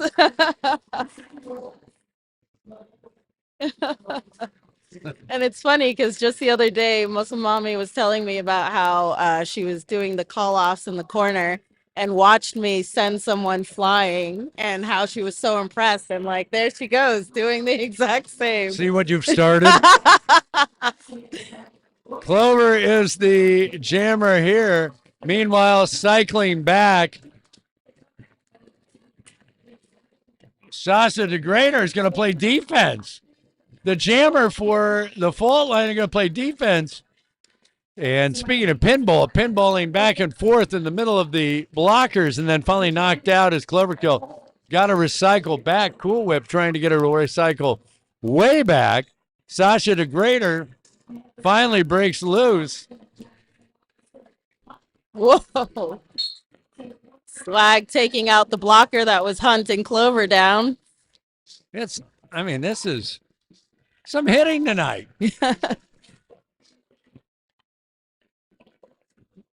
So Cloverkill still on their feet, still picking up points, getting the signal in the corner. You got to keep going. Coming around again. Cool Whip not even able to cut her off. And nor were the three other defenders.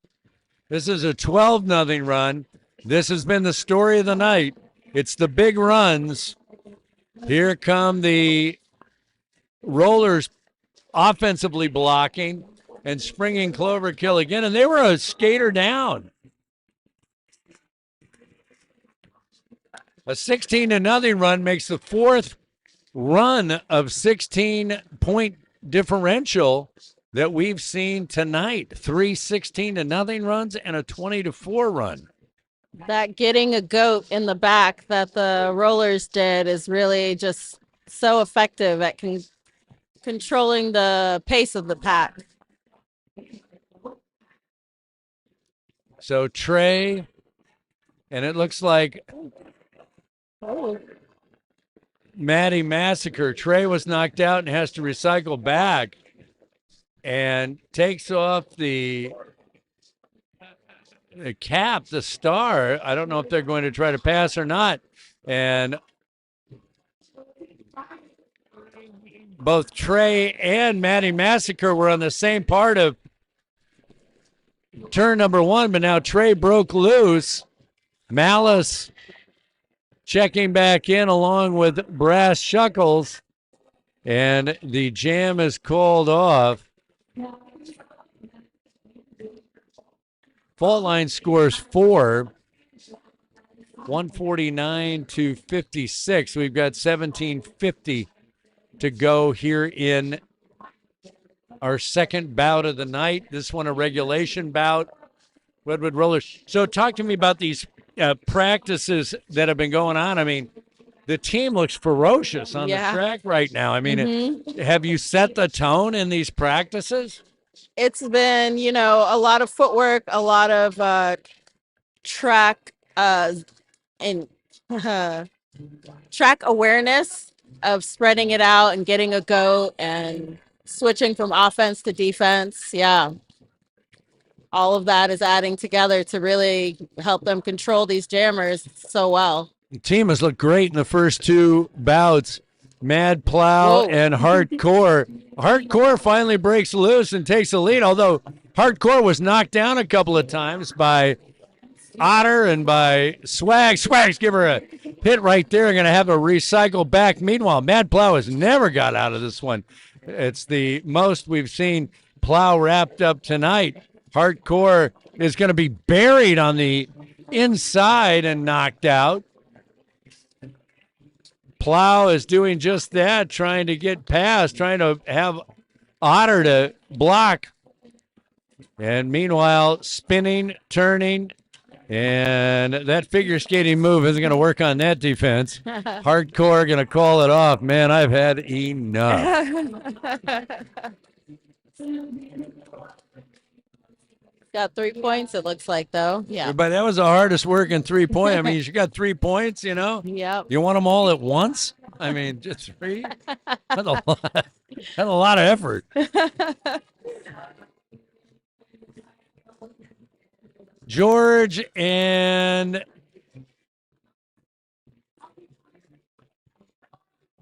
is that Maddie Massacre again? So they're recycling these jammers pretty quick. And Maddie Massacre, what a move! Kind of pushed George out of the way and then snuck in behind her. George just dumped. Good hit there by Shabam. Maddie Massacre. 2 fast times around. George running into Shabam and Corona held up. Maddie Massacre on a scoring run. Here comes the defense. Braun, Destroyer, and Chowder trying to hold back. Tula in reserve. And jam called off. 6 points for Faultline, 149-65. I mean, with so many players in camp, and the ability to practice, do you think that's adding to this? I mean, the team is improving. They look good. I honestly, it's our coaching crew. Like, our coaching crew have been coming up with excellent practices, coaches and captains, coming up with excellent drills, identifying the holes in our defense and offense, and then fixing it, you know? Muscle Mommy going to the box.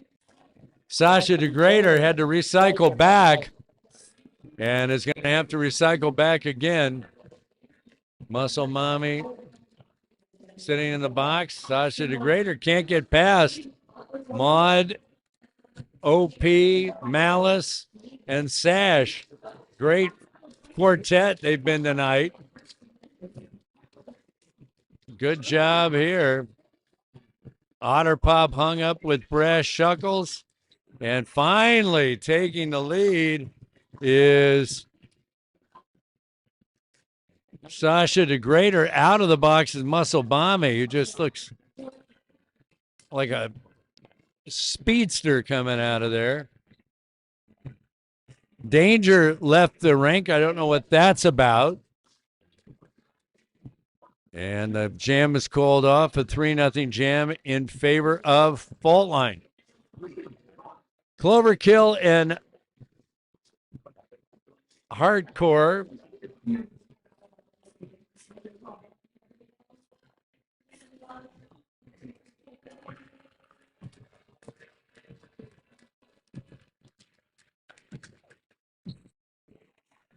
So here comes Hardcore and Cloverkill.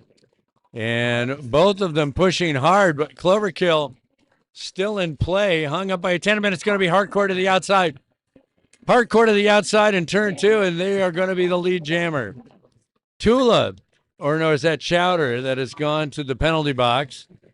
It is Chowder. Tula's still on the rink and just got passed by Hardcore, who calls off the jam, and that's a 4-0 jam, 149-72. That's 3 straight jams that Faultline has called off without allowing a point to the Rollers. Now, they haven't scored big. They haven't gone on that kind of run. I think 6-0 was their biggest run, but they have played well here over the last 3 jams. Jam number 13 of the second half, 12 minutes to go. Trey back on the track, and Trey is just going to slither through and is the lead jammer. Good job there by Otter and Swags. I don't know if they were trying to do it, but they wound up being great blockers. And now Trey simply goes around the other side. Got a star pass for Faultline. Faultline goes to Corona. And Trey 1-on-1, apex jump. Oh! But maybe being called on some- Maddie Massacre. but it's looking like maybe a forearm call is being sent Trey's way. A forearm on the pass.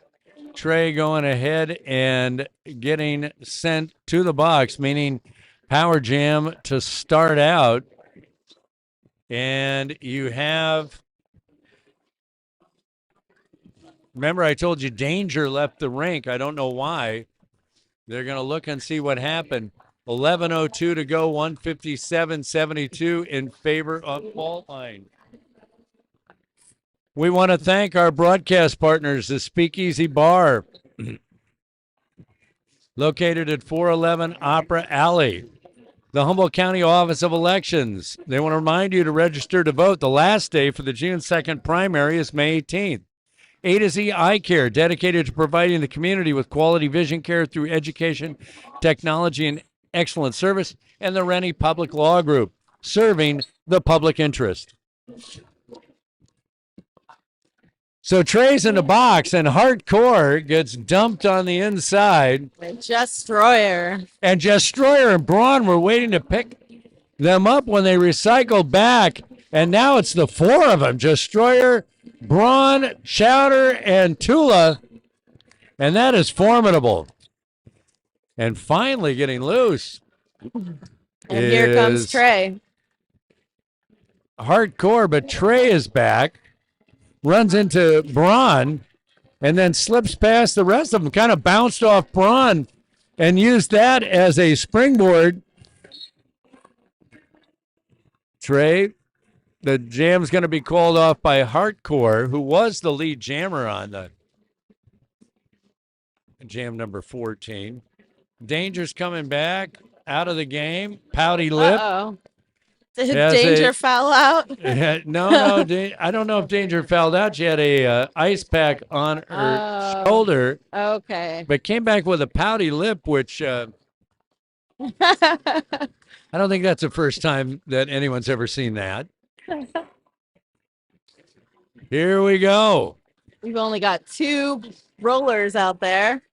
3. We got a jammer. 3, Wow. yes. But the lead jammer is going to be Maddie Massacre. Oh, down to 1. Braun out.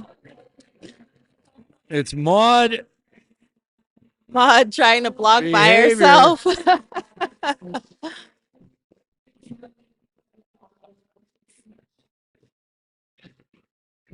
Even still, with one defender only picking up the 4 points was Faultline. 153.79. We're under 9 minutes now. Rollers trying to take their second straight here at home in a timeout. Daddy's calling timeout. Daddy Longlegs acting as coach and did a great job coaching the Widowmakers to victory in game 1.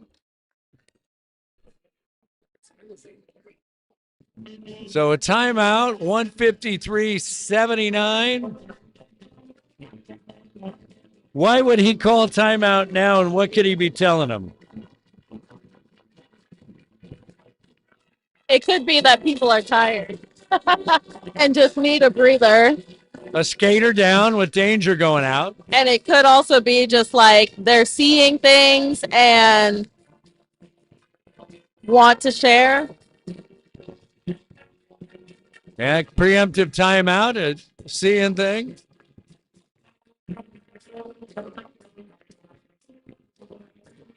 Because it looks like the whole team is huddling up at the bench there. Well, not the whole team. Daddy's out talking to aside from them, yeah. Sash and George and Swags on the rink.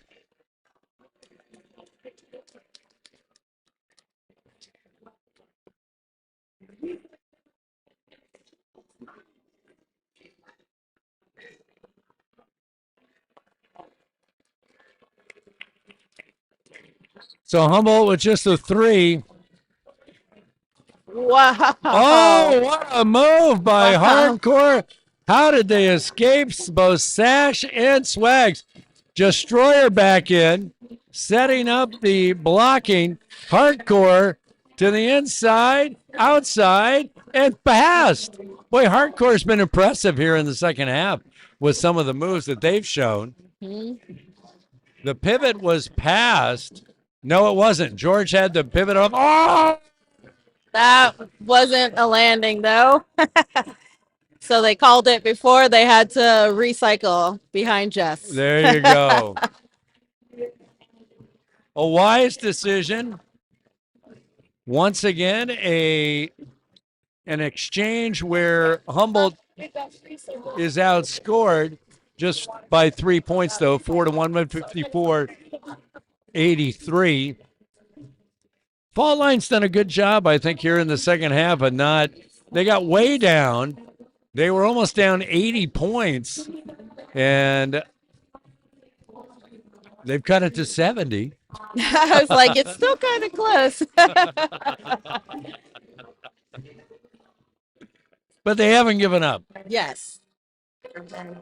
And that's all you can do when you're playing and you're down. You have to just keep trying different things and see if anything works.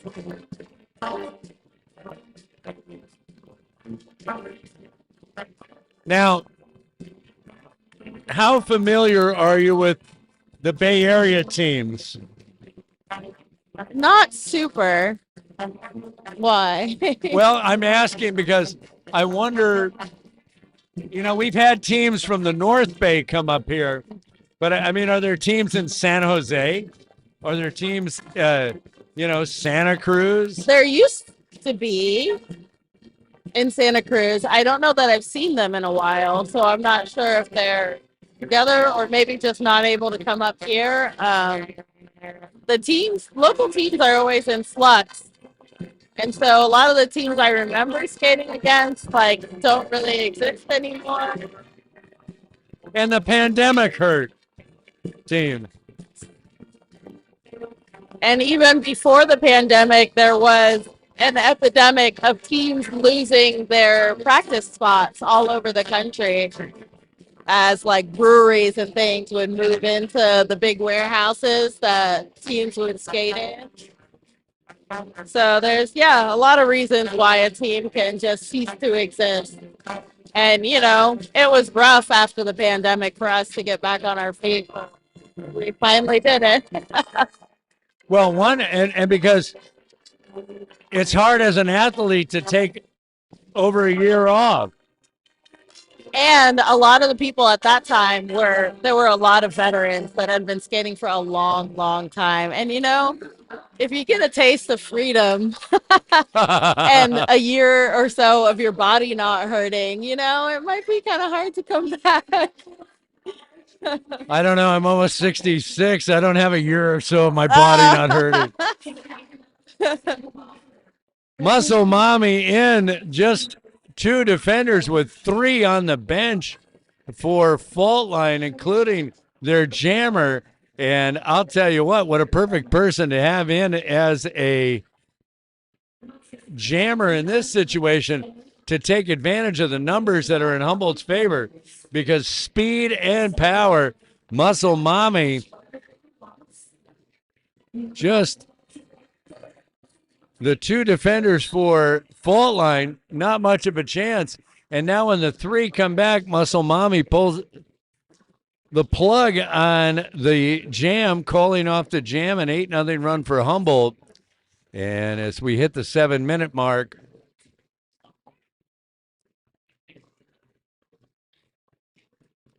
Humboldt firmly in control, almost up 80 points again.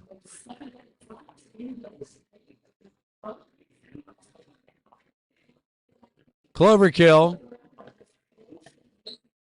And I cannot see for... Is it Sasha? It's the Degraders.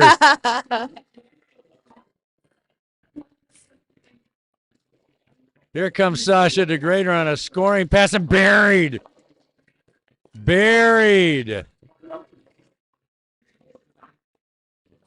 This line of Sash and OP and Malice and Swags, or it's not Swags, Maud, have been very tough tonight.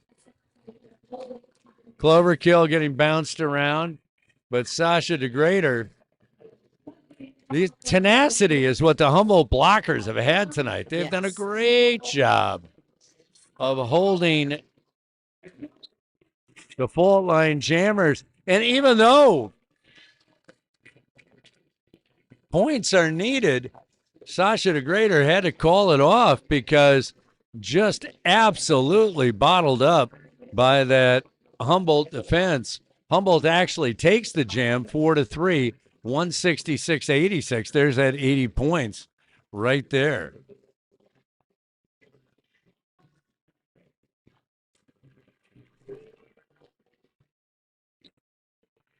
Natreyu. Wow. Atreyu is out and on the loose.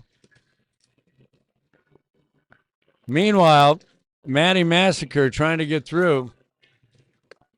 And Trey just, it's unbelievable. The vision and the scoring opportunities that they have created for themselves this evening is incredible.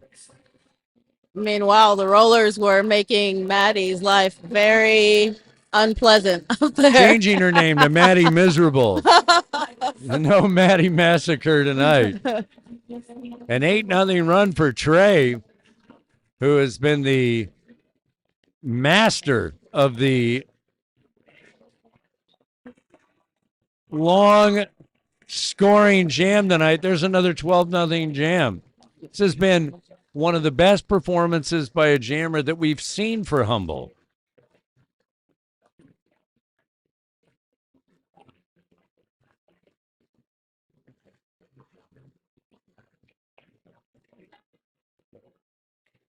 A lot of speed tonight.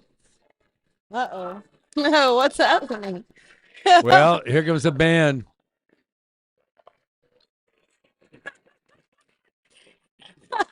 Hey, did you notice something about the band? That Beans is playing saxophone in the band? Beans actually started with the band and then started playing roller derby. Oh, my goodness. And so you'll often hear the bands chanting beans, beans, beans, beans. Plow breaks loose and is the lead jammer. Is Maddie Massacre. Plow with an apex jump. Right here in turn 2, as if to show us, yes, I am the best apex jumper on this team. A 4-0 jam as we're at 3.5 minutes. And this one is soon to be in the books for the Rollers. You know, I mean, there was some impressive blocking, I think, in the last game. You know, Beans and Tina, I don't know if they get a chance to move up to the Rollers anytime soon, but, I mean, there's players that are getting ready to. Yeah. It all comes down to, you know, as the team grows, the available slots reduce. But depth is a good thing in case of injury or whatnot. Definitely. George is the lead jammer and hit hard by Pinball. Hit hard by Pinball Whoa. again. Knocked down by Pinball.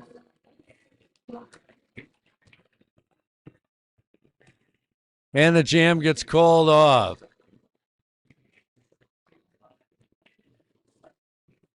A now 100-point lead for the Redwood Rollers. Wow. 186-86. An impressive night and 2 very impressive efforts in a row. Yeah, I'm really proud of everything I've been seeing from the team all night. It's really a testament to our practices. Maddie Massacre dumped one more time and has to recycle back. Meanwhile, Muscle Mommy, who's been an incredible compliment to what Trey has done tonight as far as a jammer. And Muscle Mommy, my goodness, calling off the jam with 140 to go. 190-86 is the score.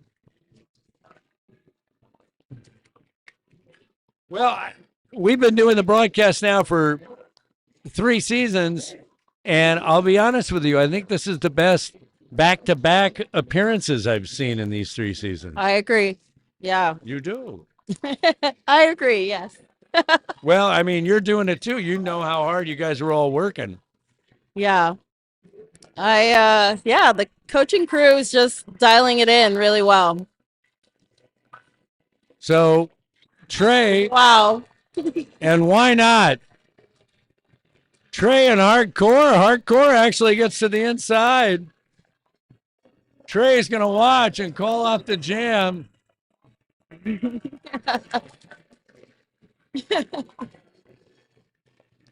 Which was the right play. I think Trey was surprised that Hardcore got caught up to her, got such a strong start once she got released. Yep. This will be the last jam of the night. A win in the books for Humboldt. Not a sanction game, but a regulation game. And George is the lead. Can count it off. And then go ahead and call it off. There's a pass by Faultline. Pinball goes ahead and takes it. George is knocked down and calls off the jam. And that's it.